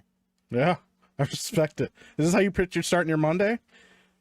Yeah, it's how I'm starting my Monday. Is there something wrong with that? Are you not familiar with me, Mike? I mean, I love the energy, bro. You want to hear a crazy homeless story real quick? I'll keep it brief. So I always love to hear stories of people who are down on their luck because it makes me feel better. Well, this one's gonna make you mad, but you'll still appreciate it. Fuck. In my hometown, as you like leave the town, like one of the to get on the highway, there's this massive overpass. And there was this homeless guy, and I used to drive through there all the time. And there was a homeless guy there, and he'd have like his little setup, and he'd have his little bed. And as you keep driving by, though, for like a month and a half, they were doing construction. And I started noticing that he get like this big giant construction box all of a sudden, and he set up like a wall. And then he started getting like wood and building like a structure. And by like the end of the month, he had this actual like mini lean-to house with like, he had a radio, he had like a nice bed set up. And eventually I saw he had like a little stove. This guy had like a mini house under this overpass, and he was like living like a king. And like you said, he doesn't have to pay taxes. He's not paying for electric bill, nothing, man. He was just having the best time of his life. I was kind of mad. I was actually kind of jealous a little bit for a moment. And then the police eventually came and got him, and then they took his stuff all down. But just tear your fucking house down and make you move down the block. Yeah. Bro, oh man, dude. When I was in a couple years ago, when I was still living in San Diego, Gary drove down there when he was still living in California, and we went to go see, I think it was Kurt Metzger. Was it Kurt Metzger that did a comedy show there in downtown San Diego? Yeah. And as we were walking to the thing, I don't remember if I was with Gary or not. Like I was either going to meet him right at the club or he was walking with me, and just walk by, homeless dude laying on the ground, just fucking jacking it, just jerking off. This was about 6 PM on the sidewalk. No shame, just going to town. Wow, man. There actually is something a little enviable about just having no fucking shame whatsoever, no responsibilities, no anything. Just if I want to lay on the ground and jerk off, go for it. Just nothing, man. Just I don't care. 6 PM is a weird time to jerk it too, man. I don't know. That's pretty wild. Yeah, you feel the moment. You feel the moment. You just go for it, whatever. Yeah, man. That's crazy. That's kind of gross too, but it's pretty wild. When a long time ago, when I was very young, maybe like 19 or something, Mike, I had an interaction with a black person at a McDonald's that I feel like forever changed the way I look at the world. Is this where the timeline converged? It's another one of those moments, one of these moments in history, one of these deflection points. And I don't know if I've talked about this before on stream. I know I've told other people. Well, at least one other person I know I've told. But one time, just sitting there, waiting at McDonald's, waiting in line like everybody else. This is, again, back in the mid-2000s sometime. I'm about 18, 19 years old. And some fat black woman comes walking in, and she just like stands in front of me. I'm clearly in line. She stands in front of me, so she'll be like next in line. And I said, "Hey, excuse me, I'm right here." And she's like, "Oh, well, I don't need to wait in line." And I said, "What do you mean you don't have to wait in line?" Says, "We had slavery. My ancestors were enslaved. You think I'm gonna wait in some line?" Like we started going off about shit, how they shouldn't have to wait in line behind a white person, blah blah blah. And the thing that pissed me off about the entire situation, the thing that changed the way I think about things, is that I know this is not the first time that this woman has done that. Yep. Like this woman does this probably all her life, throughout her entire life, trying to play victim because some fucking great grandpa got enslaved by another fucking black person and then sent over here, right? And let's ignore the reality that, man, despite all the horrific things and the horrors of slavery and all of that shit, that, as it turns out, if you wind back the clock and if you had stayed there versus if you came over here and eventually got freed and everything, your life's probably a lot fucking better than it ever would have been had history not gone that way. Let's just forget about all that stuff. Yeah. This is how some people go and operate in the fucking world. They think because of their skin color, they're owed something from someone else. And it pissed me off. I almost got in a fucking fight with some fat black woman at McDonald's. I did not let her take my spot. I fucking bitched her out. Luckily, I didn't hit her and she didn't hit me. But that forever changed my frame of reference for life, because there are some people that is how they have been indoctrinated. That is what they have grown up knowing, that they are just perpetual fucking victims and that everyone owes them something because some bad things happen fucking 200 years ago. And it kind of makes me a little mad, Mike. Bro, I feel that, man. Like, you can't live as a victim. You know, I'm happy. I'm, you know, I got kids. I got a wife. I'm not addicted to drugs. I've never been to jail. I feel good about myself, man. I think I'd make my ancestors proud versus cutting somebody in line at McDonald's and screaming about racism and slavery. You know, it's not a way to live. You know. Yeah. Also, just to go like eat your McChicken and then get early onset diabetes, or which then compounds with your sickle cell and then she dies. So. Sickle cell, bro. Bro, I mean, it's a real thing, man. Bro, black people, when I was in boot camp, black people had it rough. Okay. Yeah. Not to the point where they're victims, but anybody that had fucking sickle cell had to wear this fucking belt when we were doing physical activity. Oh no. So like just a couple black people wearing fucking belts with big red flags on them, right? Dude. And then of course the swimming element. Some things are just truths, right? Yeah. Some things are just truths that exist out there. And no lies, of my boot camp division, I think only one of the black people passed the swim test. The other, like 7 or 8 of them, had to go to like remedial swimming for fucking weeks. Yeah. Yeah. I had a buddy of mine who, he told them, I cannot swim. I will sink. Do not throw me in that pool. And they said, you'll be fine. Just relax. And everybody else went down and went up, and he went down. He didn't come back up. They had to send somebody down there to grab him. And he had to go to swim training. And they made fun of him for months about it, man. Because, I mean, it is what it is, bro. It's a bone density thing. Like it's that there's any people like, well, because they lived here and it's an inherent part of racism that black people can't swim because of where they're forced to live and they don't have access to this, they don't have access to this. It's like there's an actual like if you look at different races and bone density between races, there are factors that like play a part in your buoyancy, right? Yeah. You know, these fucking racist. Everything has to be, oh my gosh, I've just been so oppressed for so long that this is why this can't happen.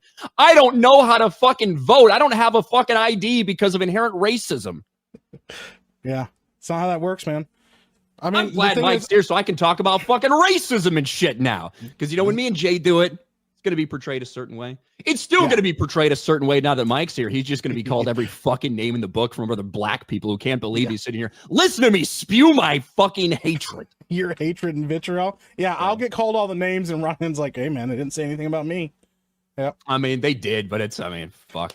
That's gone and past. You remember my Batman review, Mike? When I fucking gave the movie a positive score, when I said I liked the movie, and in my 13-minute rambling, unscripted fucking review, I spent about 30 seconds talking about some of the race swap characters, why I didn't think that needed to happen. Yep. Fucking racist reviewer hates the Batman. Motherfuckers. Hates the Batman. You gave it an 8 out of 10, didn't you? I liked it. Yeah. Yeah. Correct your headlines. Racist YouTuber likes the Batman.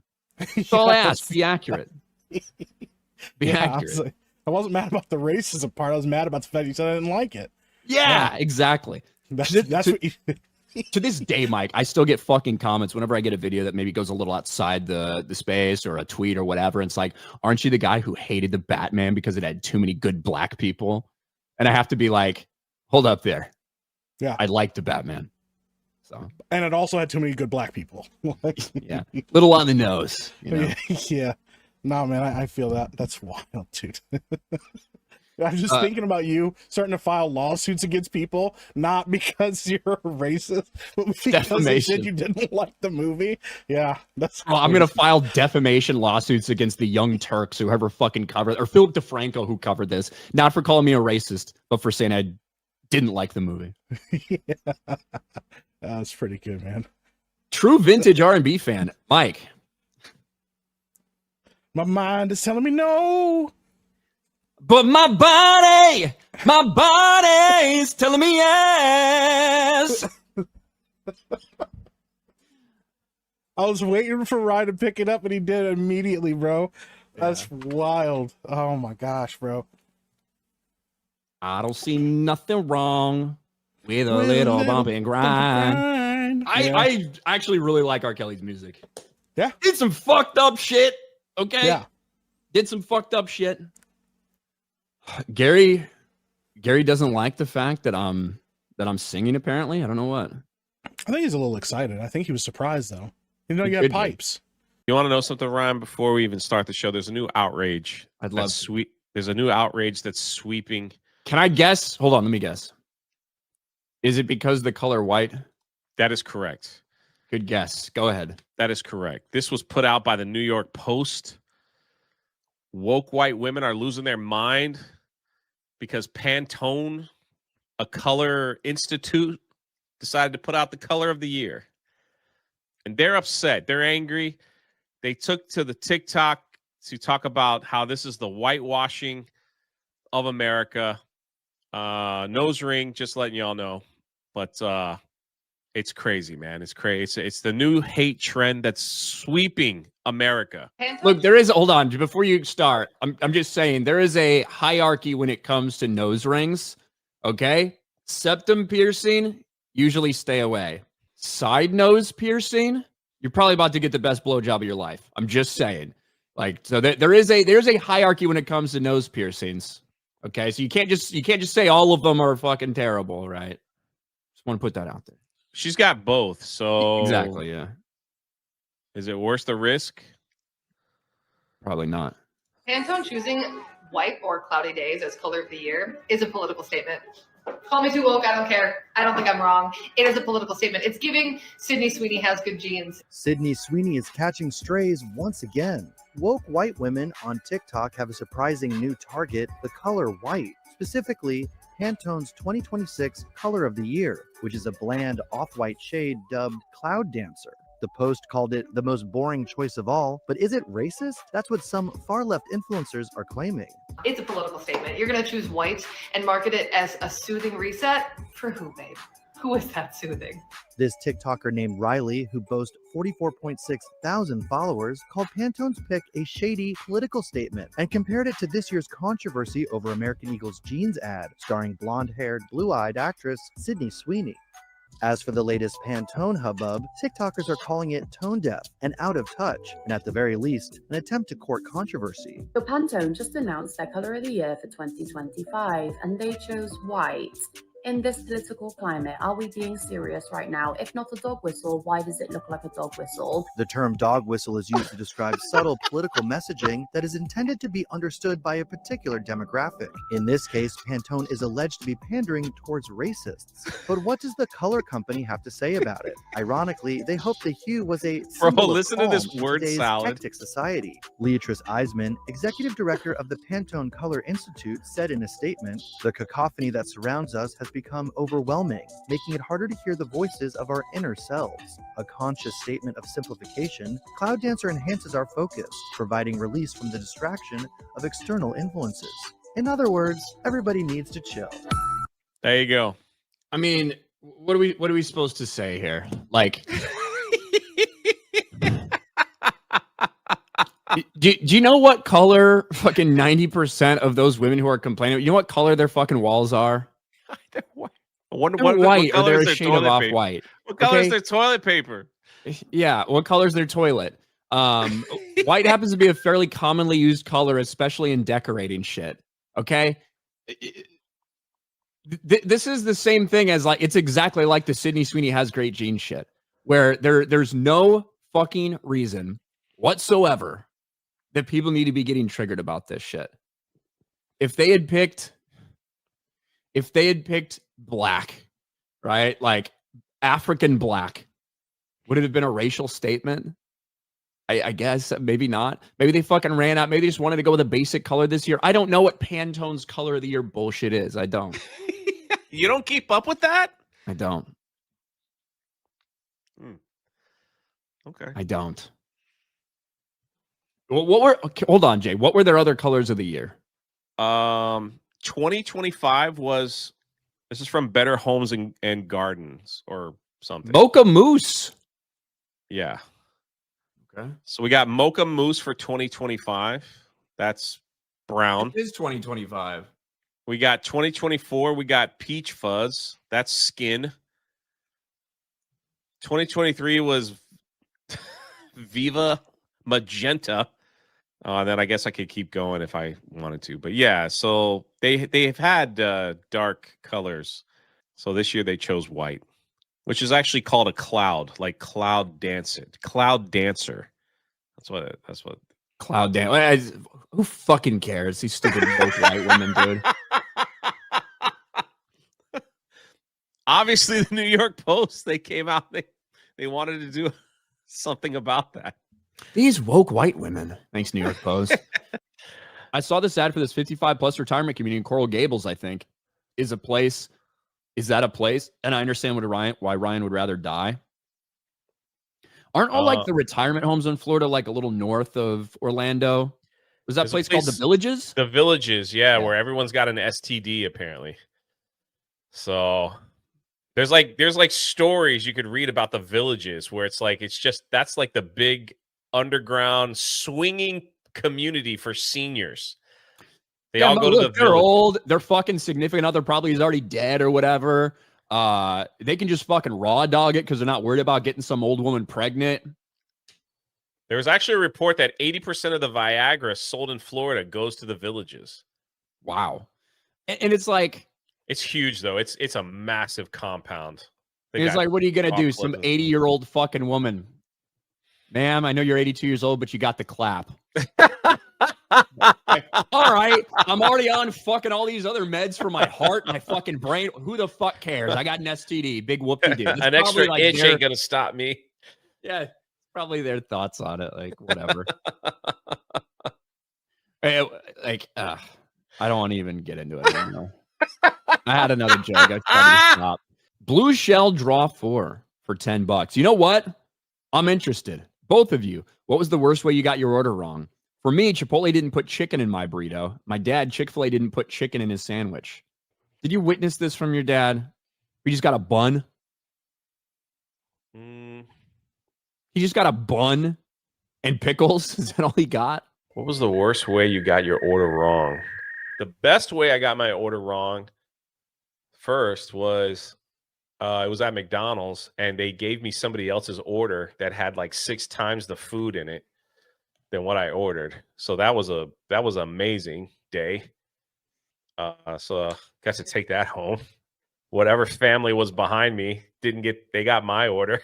If that had happened to me, I would have ended up with 12 like Filet-O-Fishes or some shit. And Man, I'd have a ton of food. I'd had a ton of food and I'd be fucking pissed. I don't want damn Filet-O-Fish. That's a dream. No. Remember when McDonald's served salad? That's what you would have ended up with. Don't they still? Do they still do it at all? I don't know. Didn't they have those shakers? Or was that Wendy's maybe that had the Somebody salad had a salad. I was like, whatever. What are you doing with your life? Yeah. So, but yeah, you can go to other places for salad, okay? Don't go to McDonald's for salad. I've had so many fucking problems.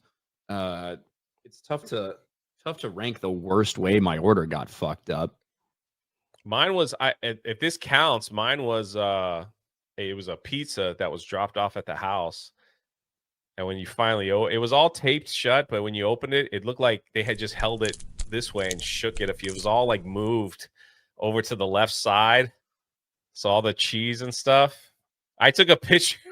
I got my money back, but still, it was like I hate how many pizza places farm out their shit to DoorDash drivers, right? So many pizza places are now doing that and farming out the deliveries because maybe they don't want to hire people, maybe it's cheap for them, whatever. They farm it out to DoorDash drivers, and they're the fucking worst.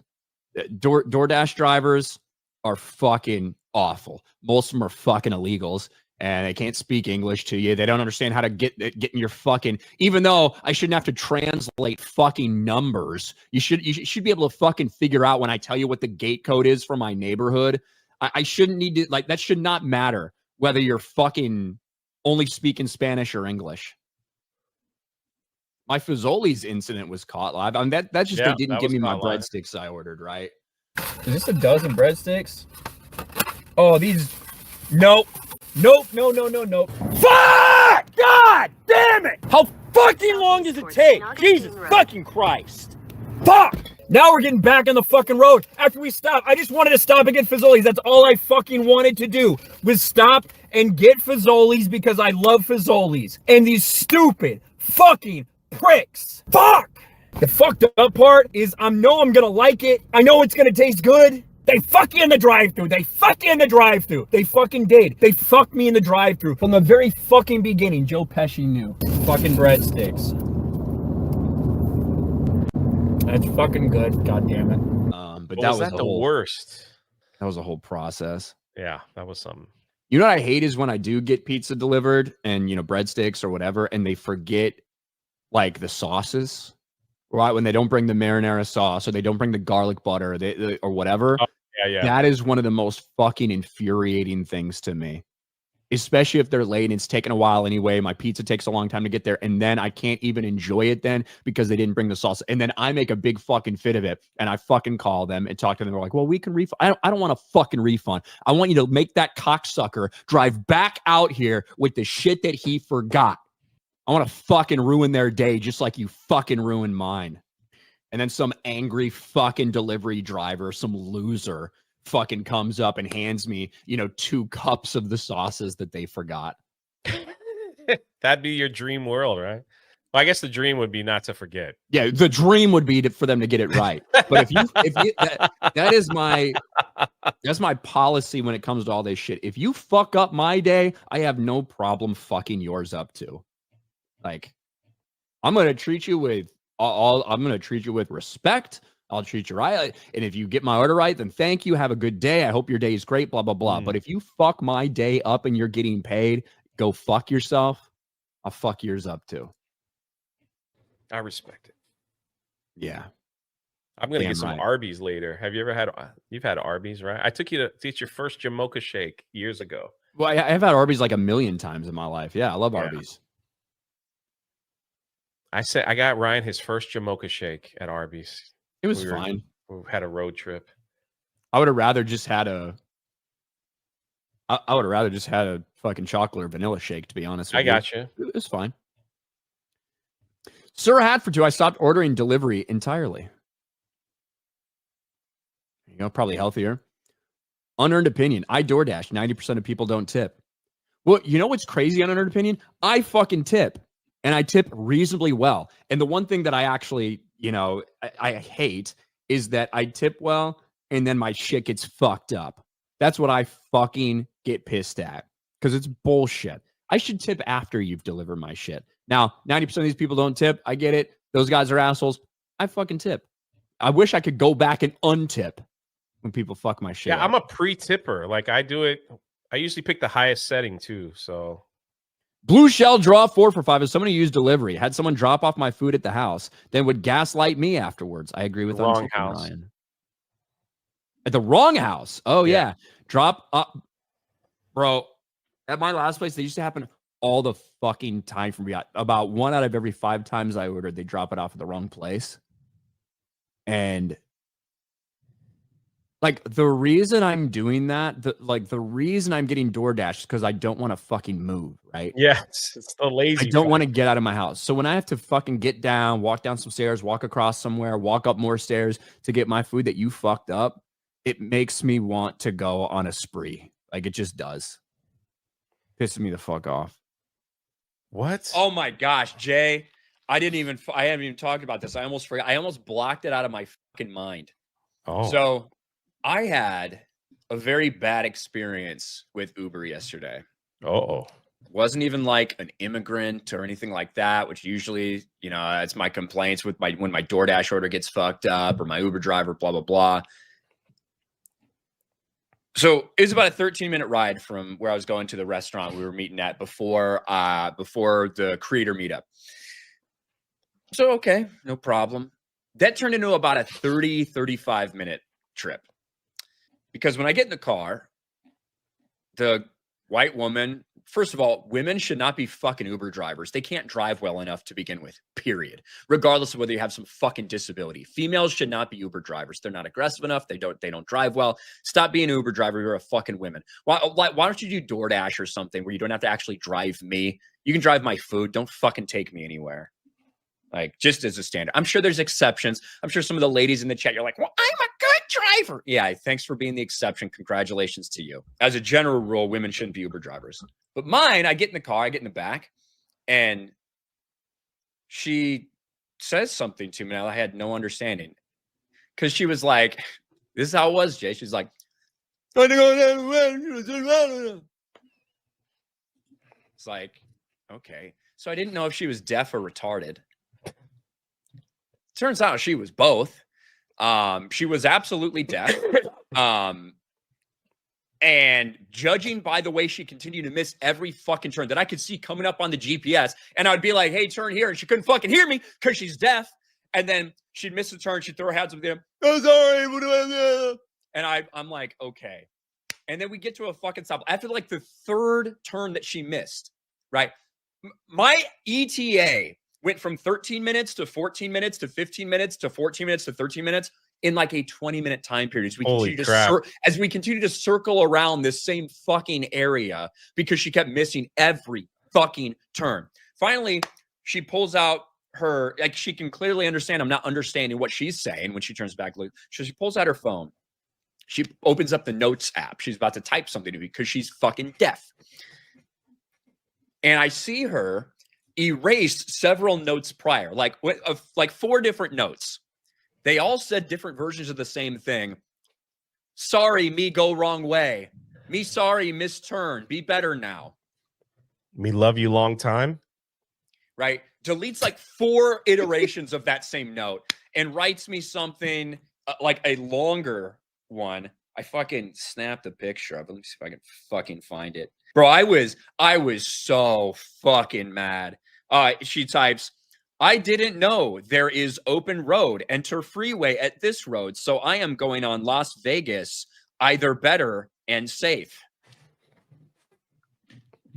That's what she fucking types. Me so horny. To me. And clearly this is happening all the time with this woman. If she had all those different notes about I misturn. Took me like 30, 35 minutes to get to this place. I fucking reported the shit out of her. Fucking 1 stars all along. I said, this bitch is fucking deaf. It's dangerous. We almost got in an accident because she was trying to merge. Someone was honking at her. She couldn't fucking hear it. Like, I get it. I'm not saying that deaf people shouldn't have jobs. But if you are not a competent driver, yeah, you don't belong on the road fucking driving me, period. And find something else to do. Find something else to do with your life, because that bitch, 1, is going to get someone killed, and 2, it's just going to piss everybody off. Like, what a fucking piece of shit. Like, an absolute piece of trash that woman was. I hope she gets fired from Uber. Is that a DEI hire, maybe? Hard to say. I don't know what it is with Ryan and deaf people. Me and Ryan went to Universal Studios, and we were in line, and there was deaf lesbians in line with us, but they were very nice. They were cool. They weren't driving me around into fucking circles. Right. They were making sexual jokes and stuff. It was pretty funny. I had to translate because I do know some sign language. I'm still seething, like, because I feel like I had blocked it out. I feel like I blocked out that Uber driver experience. It happened like 12 hours. I feel like I blocked it out, and then all of a sudden it came rushing back. I was so mad. When I got in the restaurant, I just immediately started fucking bitching because I was like, I was super late. Yeah. It's a stupid hoe. And if she's watching, guess what? She can't fucking hear me. So, bro, if somebody started talking to me like that in that derpa language, I would be laughing so hard. I probably would just open the door and walk out. Yeah, because she was trying to tell me like how she was missing these turns. Like, if you're deaf, you should still be able to read the map that tells you when to turn, especially if this is your job and you live in Vegas. This is what you fucking do. But every time we go by, she'd be like, oh, she'd turn back and look at me and be like, we gotta spin around. Okay.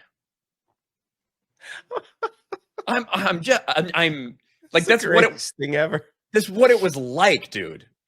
And I was, like I said, when I first got in, she said that to me. I didn't know if she was deaf or retarded. But then I quickly realized that she was both. and that is a problem. So fuck her. This stuff happens to you, but it does.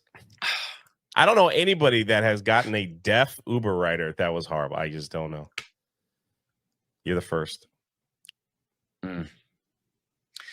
Vloggy panicking. My knee. Gaw. Thank you. I would have taken someone with fucking I'd be able to understand them better than the deaf bitch I had. That's true. It was a long, stormy night. I'm sorry I missed your turn again. I'm retarded. Ryan, where can I get that black woman shirt? Yeah, it's going around, dude. Like I saw it on Twitter. People were sharing the shirt. Hold on. He's gonna go get it. You slide over. I believe that was a gift from the one Frank Gore. Yeah, so I didn't, it wasn't my necessary choice of attire, but when I got there, Chris is like, I got a shirt for you. I got a perfect shirt for you. I saw it and I just had to get it. You have to wear it. We're in Vegas at the Millennium Fandom Bar. We are here at the Millennium Fandom Bar in wonderful Las Vegas, Nevada. My man Chris Gore is here. He's having a better trip this time than he was last time. And apparently he has something for me. I have a gift for you, Ryan. This is for you. Open it up. Boy, Tell me what you think. I love shirts. Yeah, there you go. What can it be? I love, if it's I love film threat, that's going to be really lame. I mean, accurate, but lame. Let's see here. I love being a black woman. I should wear this around the Strip. I should wear this around the Vegas Strip. I love being a black woman. Then maybe I can finally achieve my dream of being part of Black Girl Nerds. I heard they have just a wonderful organization there. And like, who's to say? If I'm wearing this shirt, you can't say I'm not, and I could say the N-word. No repercussions. Thank you, Chris. Just what I've always wanted.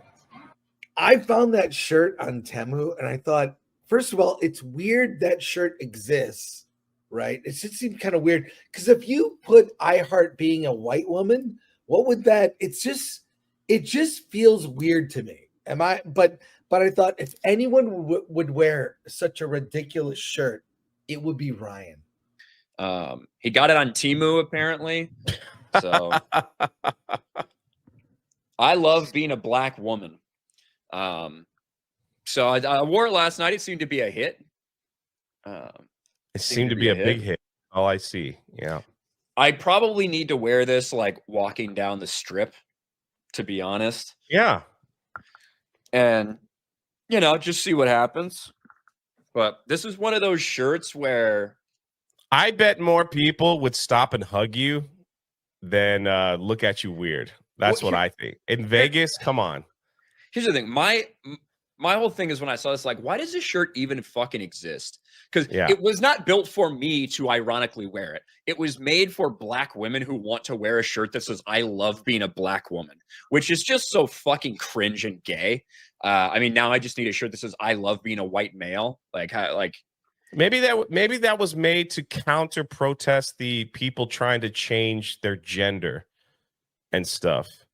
Pretty sure we're live. Everyone's saying F, but I think some of them are faking it. Are we live? Can you tell, Jay? People are saying we're loud. The song's gay, so that must mean that we were live. I don't know what the fuck is going on today. My dog shit plug-in internet. Major problems. He might be on a delay. We were trying to talk before the stream. he couldn't hear me. I couldn't hear him, but something was going on. I was talking about Lord of the Flies, and he totally answered me. And then I'm like, are you not hearing me talk about Lord of the Flies? And he's like, I freaking answered you. And I was like, what did you say? He goes, I never saw the movie. And I'm like, I didn't hear you. And then he's like, you ready to go live? I was sitting back for that one. I'm like, yeah. And he's like, hey, are you ready to go live? And I was like, yeah, did you not hear me?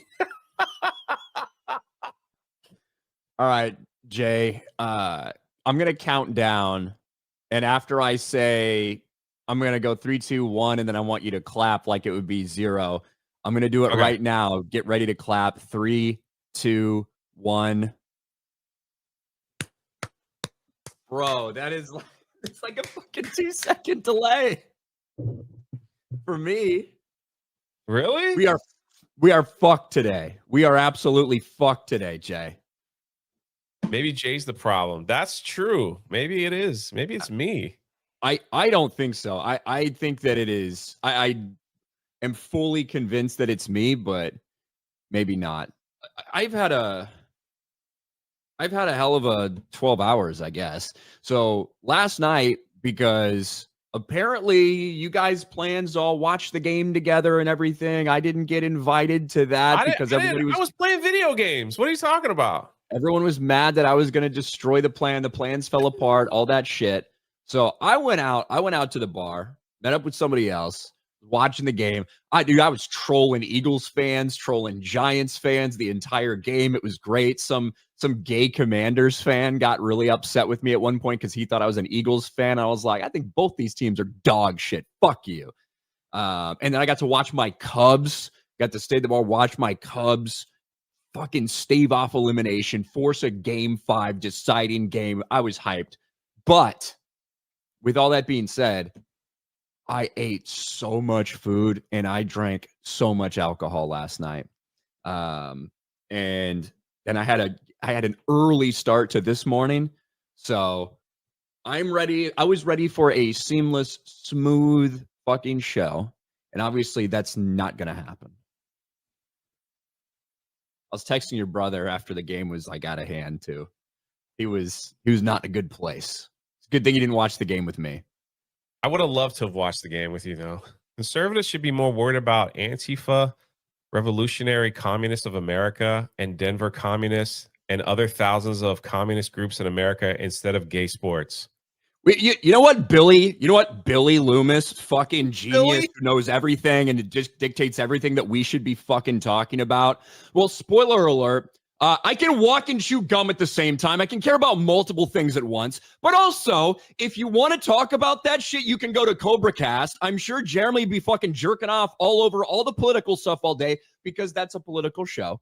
So when we get started on this stream, we usually talk about how our fucking day was last night. And I wasn't fighting in the streets last night. I was hanging out at a bar watching my team because it is something I fucking care about. So go fuck yourself, you fucking bitch.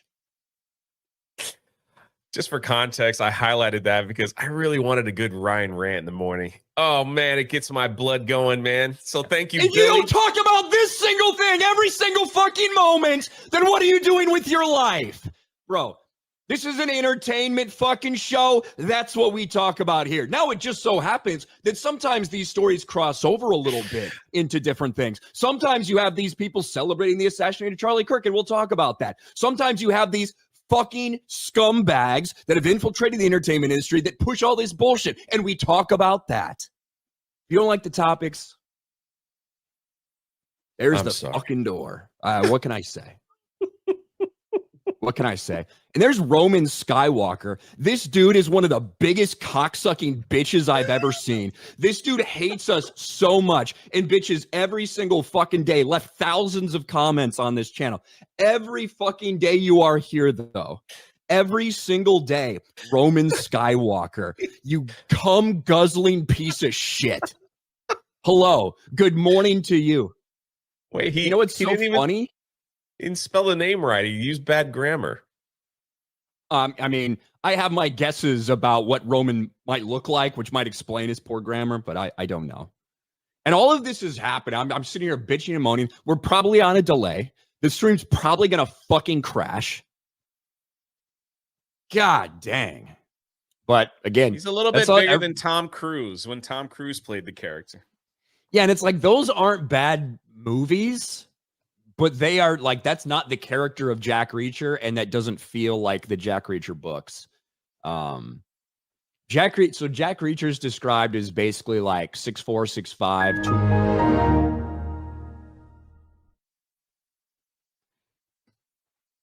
Is it me or Ryan? Is it me or Ryan? Am I paused or is Ryan paused? Am I still alive here? Did Ryan just die? Did his house catch on fire? Jay is good. Ryan is bad. All right. Let's talk games. I don't know. How is my internet better than Ryan's? And why is he frozen like that? That's why when I feel like it's me, I can't. Oh my gosh, he's completely gone. This is not the daily that you guys tuned in for. I don't know when he's going to come back. I don't know where he left off on Super Chats. We were talking Reacher, and now he's gone.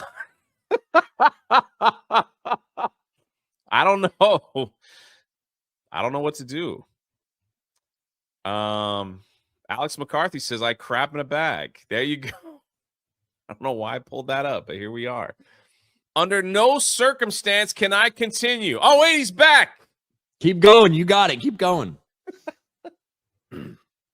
I was done. That was about it. So keep going. I was hoping that you would have came back before I even had to pull something up.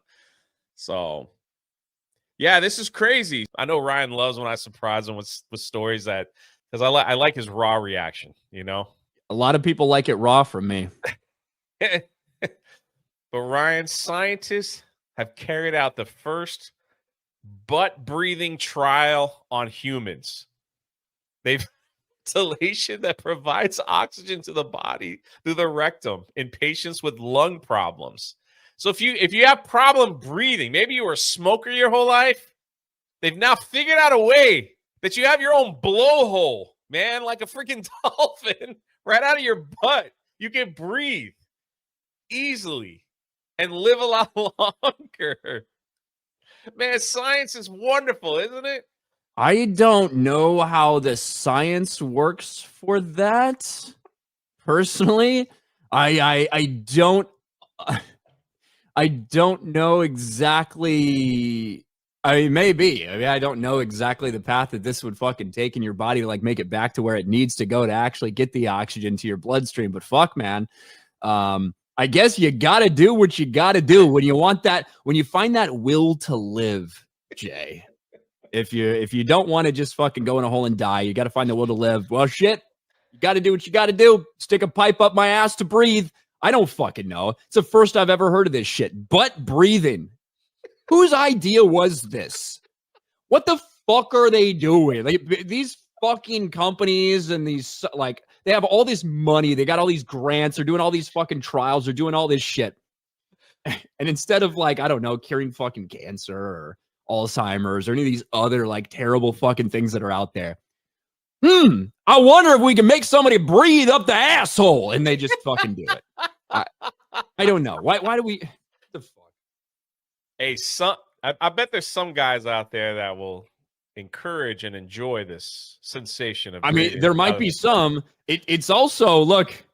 It's also going to completely and forever change if somebody's willing to resuscitate you and give you mouth to mouth, because it's no longer mouth to mouth.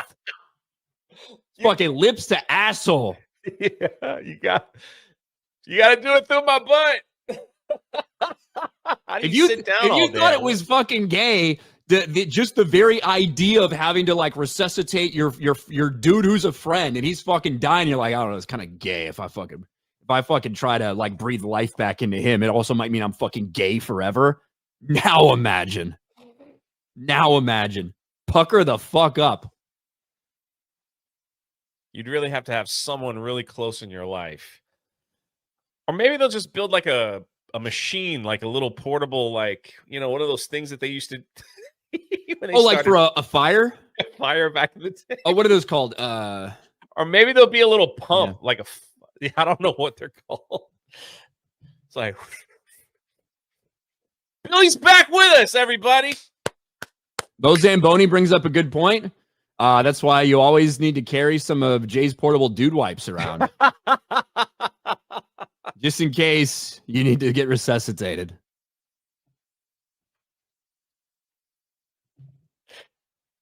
Oh, Ryan always delivers. Bellows, thank you. Bellows. Yes, that's the word I was looking for. Bellows. Hold on, it gets better. Hold on. Well, how could it get better than that? I'll be done. No adverse side effects were recorded in the trial.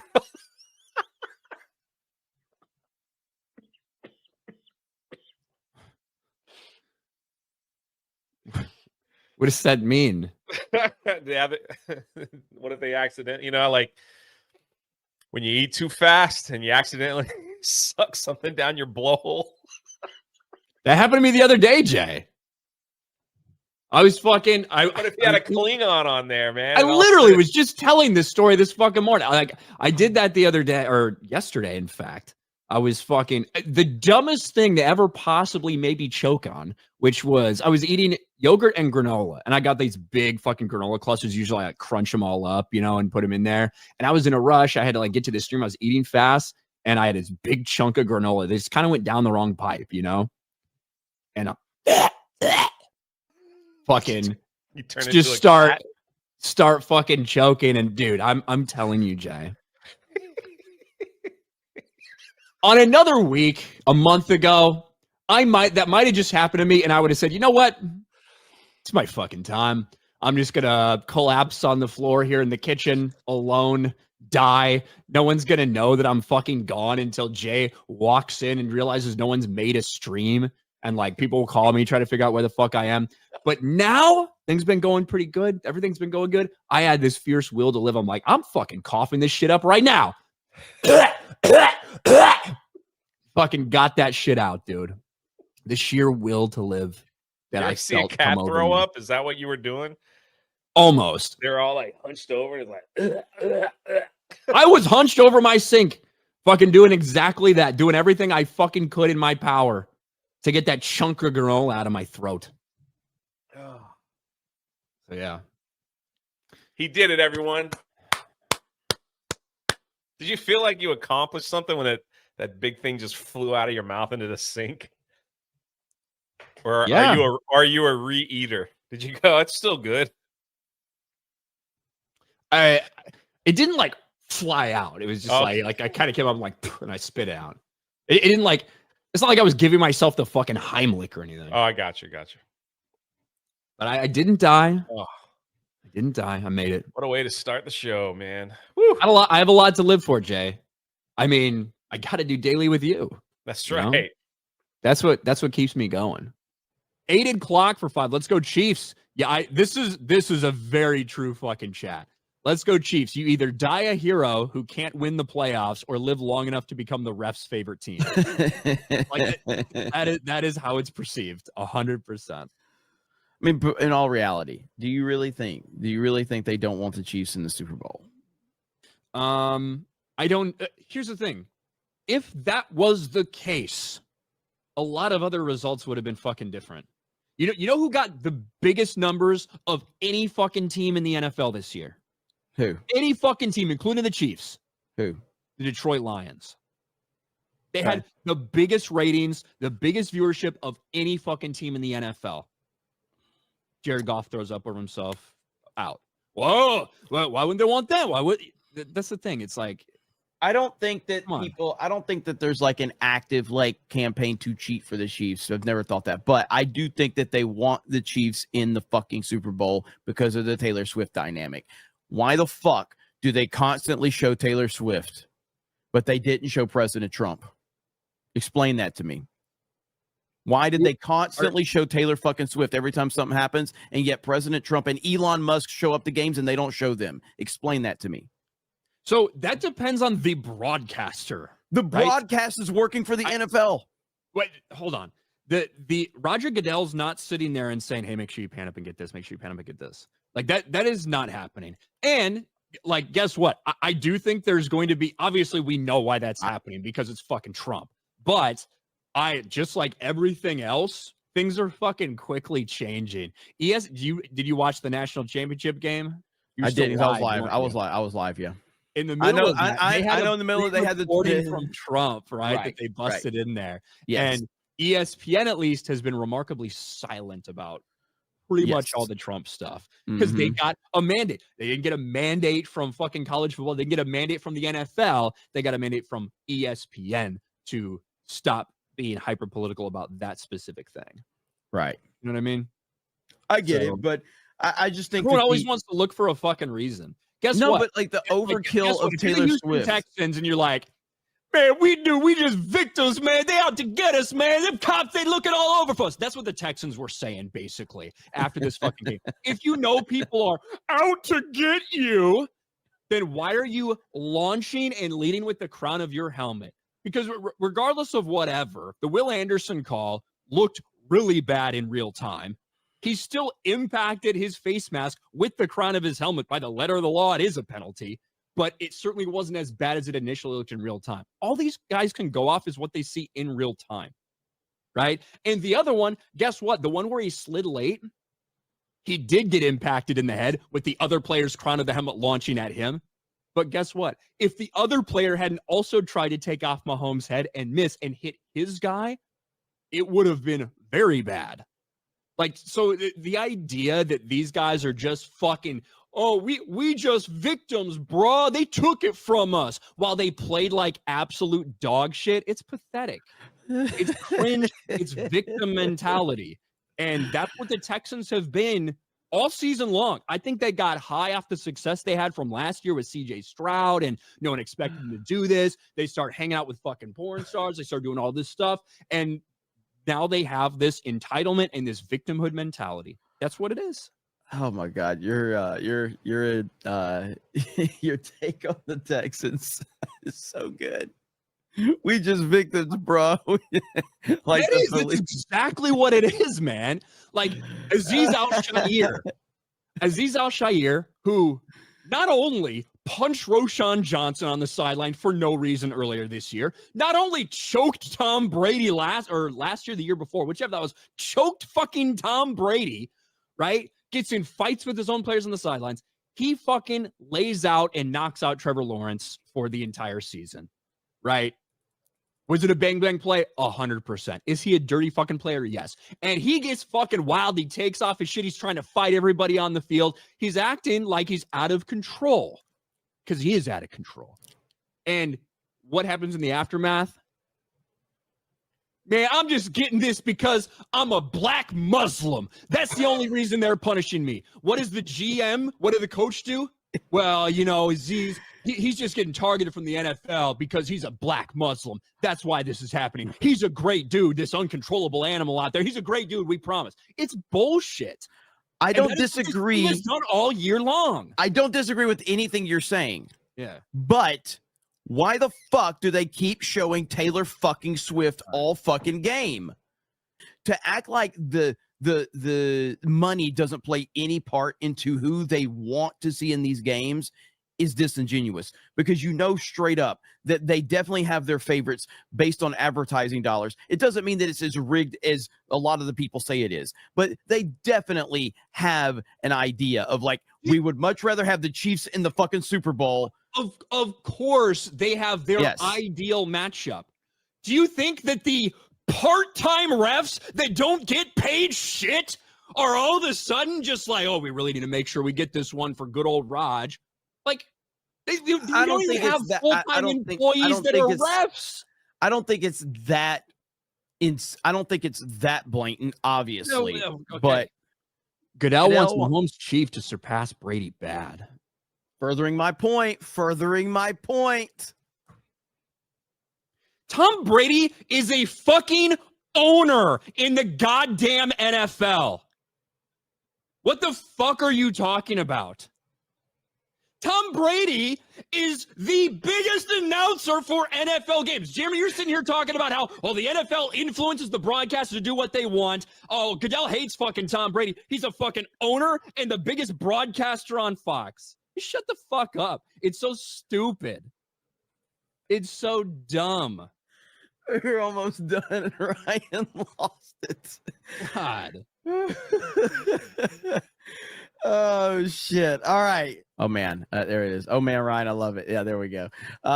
So I think everybody's pulling for the Bills. So we'll see. 100%. I'm pulling for the fucking Bills, so I don't have to hear this retarded bullshit from everybody anymore.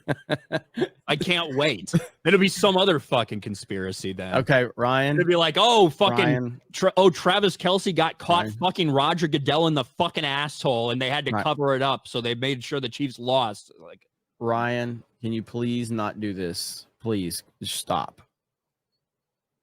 The more angry you get, I'm starting to want the Chiefs to maybe win so I can get 2 weeks of you just being fucking mad as shit on stream now.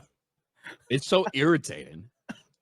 I kind of want the Chiefs to win now. So it's like that fucking Bengals game where they're like, "Whoa, look at this phantom pass interference call on the Bengals," and they play it, and literally you can see the Bengals guy hit the Chiefs guy before the ball's there.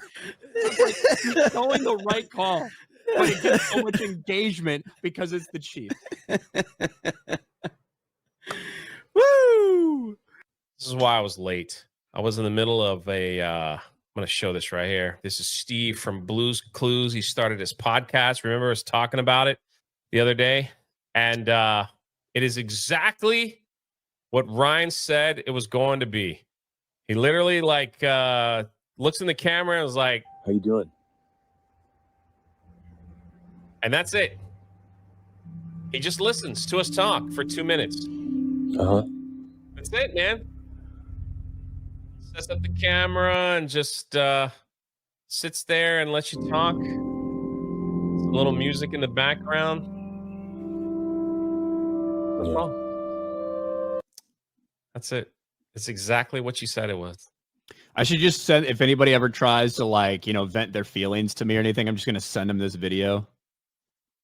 Yeah, I mean that's it. Like you should see the comments, man. People are like, "I'm literally crying. My mom died." Like all kinds of stuff in the comments. It's, they're just letting it out. Bro, how is this not ratioed to fucking hell? It is embarrassing for society that we are letting this man get away with it. He's rubbing his cheek, listening. You know.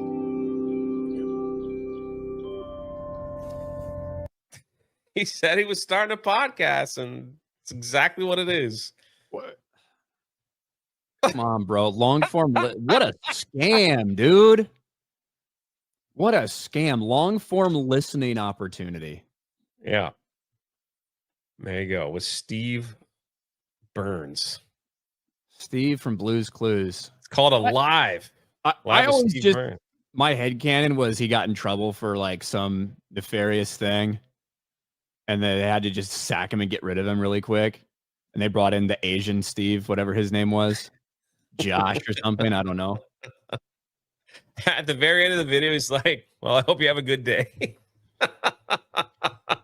2 minutes. Who needs that, I guess? In what way is that video helpful to anyone? He can't hear what you're saying. He doesn't actually empathize with you. He doesn't know what you're going through. He recorded this and fucking 50,000 other people sat there and watched the same thing you did. How could that help anyone? He's listening, man. He's listening to all my problems. It's the same thing as just waking up and spitting it, saying it to the wall. I don't get it, bro. I don't get it. You know what? Maybe I should do one where I turn that on and I talk about all these terrible thoughts I have in my head. I've really thought about going on a mass murder rampage. Steve, what do you think? He's like, yeah. Have a good day. What are we doing? I don't know.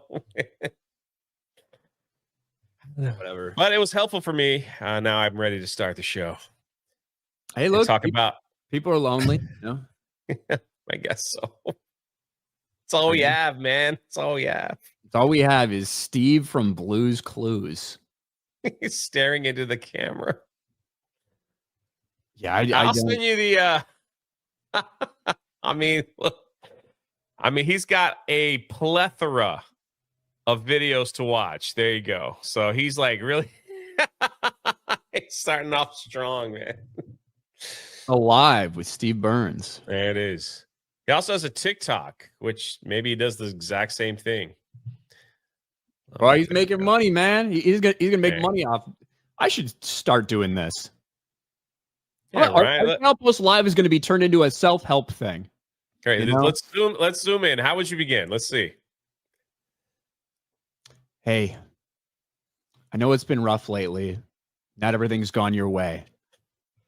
But I just want you to know I'm here. And I'm ready to listen. So why don't you tell me everything that you've been keeping inside?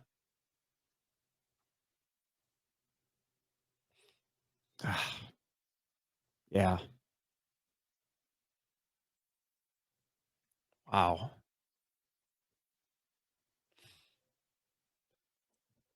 I get it. Like what are we fucking doing? Like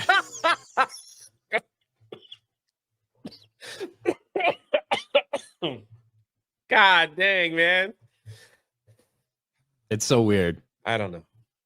But hey, you go check out Steve Burns. More power to you. But yeah, tell me all your life stories, I suppose. Shadow saying for $5. Jay, would you join 99 people in taking on a gorilla? Would you use the savvy method? I don't know what that freak that is. That's probably a Tuesday night's main event thing that I was not on, but I'm number one going in. I'm number one. You're dying?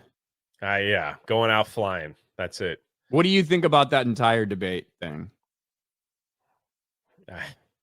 I think we have too much time on our hands to worry about stuff that probably will never happen.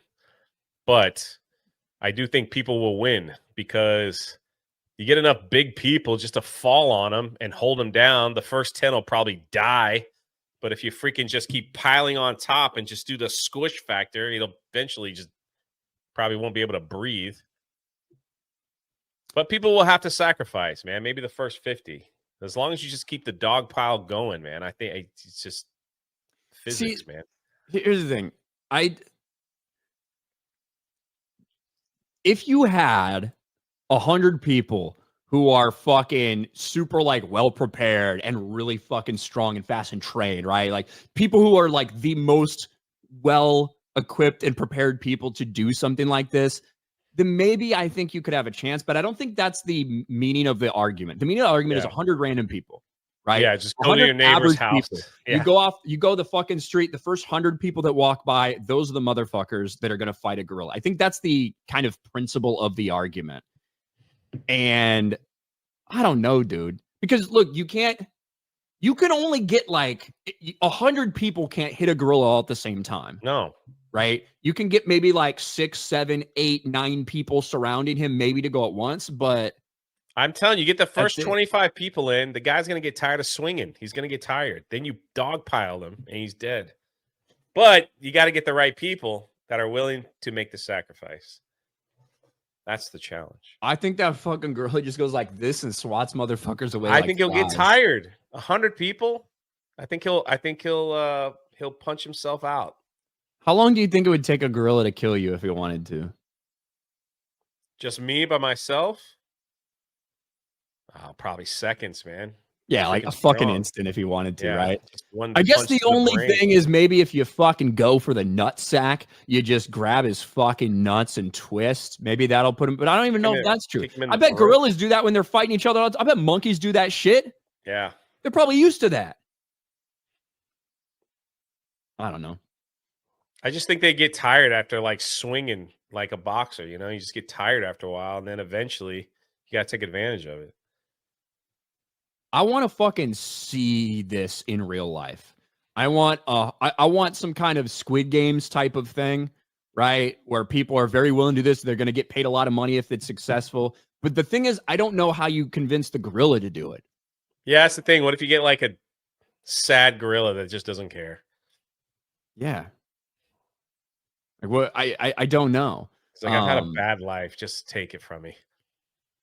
Like if I was a gorilla, even if I thought maybe I thought I could kill 100 men who are standing in front of me, I'd probably just fucking run away. It's not worth the effort, you know? If I was a gorilla, I'd throw poo on everybody all the time like they do in the zoo. It's freaking funny. Do gorillas do that? Gorillas don't seem like that. Aren't they all part of the same family? The monkey family. Yeah, but I feel like there's different types though, right? Yeah, yeah. The silverback is a freaking beast. If we could imagine we trained 1,000 of those to fight wars and stuff, man. Hey, Lex Luthor's training them to be online trolls. That's right. That's right. Yellow Flash for 199. Operation Human Shield will beat the gorilla. I don't know, man. I don't have a lot of faith in normal people. I just don't. Ryan wonders how most people actually like survive on a daily basis. Like, how do they even function? Yeah, like, and there's some other people, and whether they don't know how to survive in the world or whether the reaction to things, there's some people that I'm shocked they haven't just ended their miserable lives already, that they're still going with no purpose. You know what I mean? Like, all that is stunning to me. But I have no faith in the everyday normal person, because that's the principle of this argument.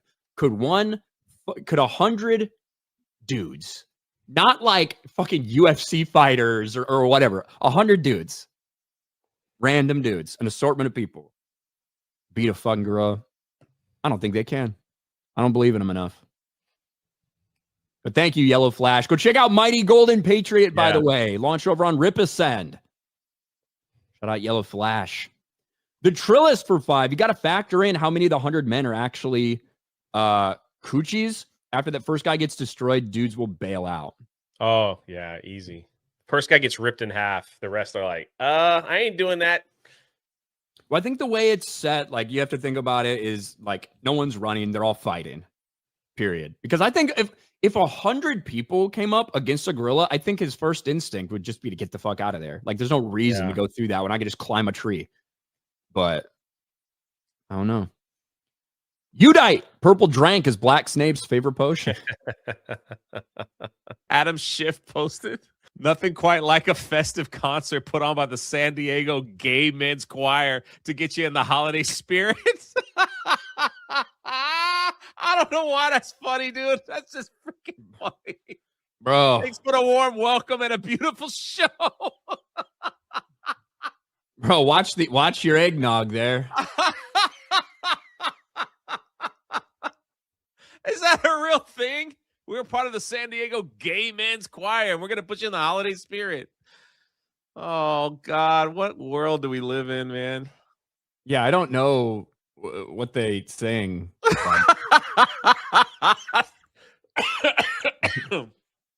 They probably sing about candy canes and sugar plum balls and everything else.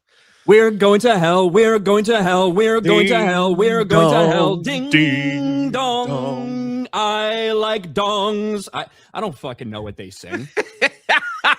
Like, San Diego Gay Men's Chorus. The fucking shocking news report 2 days from now. Monkeypox outbreak. God. No ding, all dongs, huh? That's it. At least it just struck me funny. It's like San Diego Gay Men's Choir got me in the holiday spirit. It's like, what the freak, dude? Yeah, it's like, look, you should not go to that. But if you go, you shouldn't post it. Like, I know. You know what I mean? What the fuck? That is weird. Sorry about that. When he said turn the other cheek, he didn't mean your ass. All right? Just saying. Gay Men's Chorus. All right, Jeremy. So I'm playing Pokemon Violet. There is a Pokemon that is like a koala bear, basically. And its name is Komala. And I found that funny when it came up on the stream. So I don't know exactly how long we might have to wait. But let's watch what happens, because Pokemons always have different moves and things like that. The game was Alpha Sapphire. Damn. That's Komala. You slam. He's sleeping. My Gyarados went to sleep, by the way. It sucks. But I could not catch this bitch. For the life of me, I could not catch this bitch. Kept breaking out of Pokeballs. You fucking piece of shit.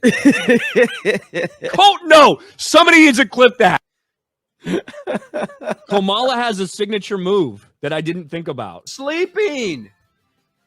That I didn't think about. It pops up really quick. Right? Hold on. Boom, boom, boom. You fucking piece of shit. Right there. Do you see that, Jeremy? Yes. It's the wild Komala used to swallow. I couldn't believe that shit when it happened. So obviously I reacted. No, somebody needs to clip that. Komala used swallow. Did you guys see that? Komala used swallow. You can't make this shit up. This is why we play Pokemon, ladies and gentlemen. What the fuck? That has always been Komala's biggest weapon. Her swallow game. And it's a female Komala, by the way. Oh man, this is fantastic. We need more Ryan Kinel Pokemon streams. We do. You never know what might pop up in a Pokemon game. We definitely need more of that. I'm a black Muslim. I had to lick my own feces. I had to do it. Roman Skywalker. I roasted that cocksucking loser queer ass bitch fucking the other day, and he still comes back for more. He's got a humiliation fetish. This dude right here, Roman Skywalker, who watches every single one of these streams, even though he hates us. This dude has a humiliation kink.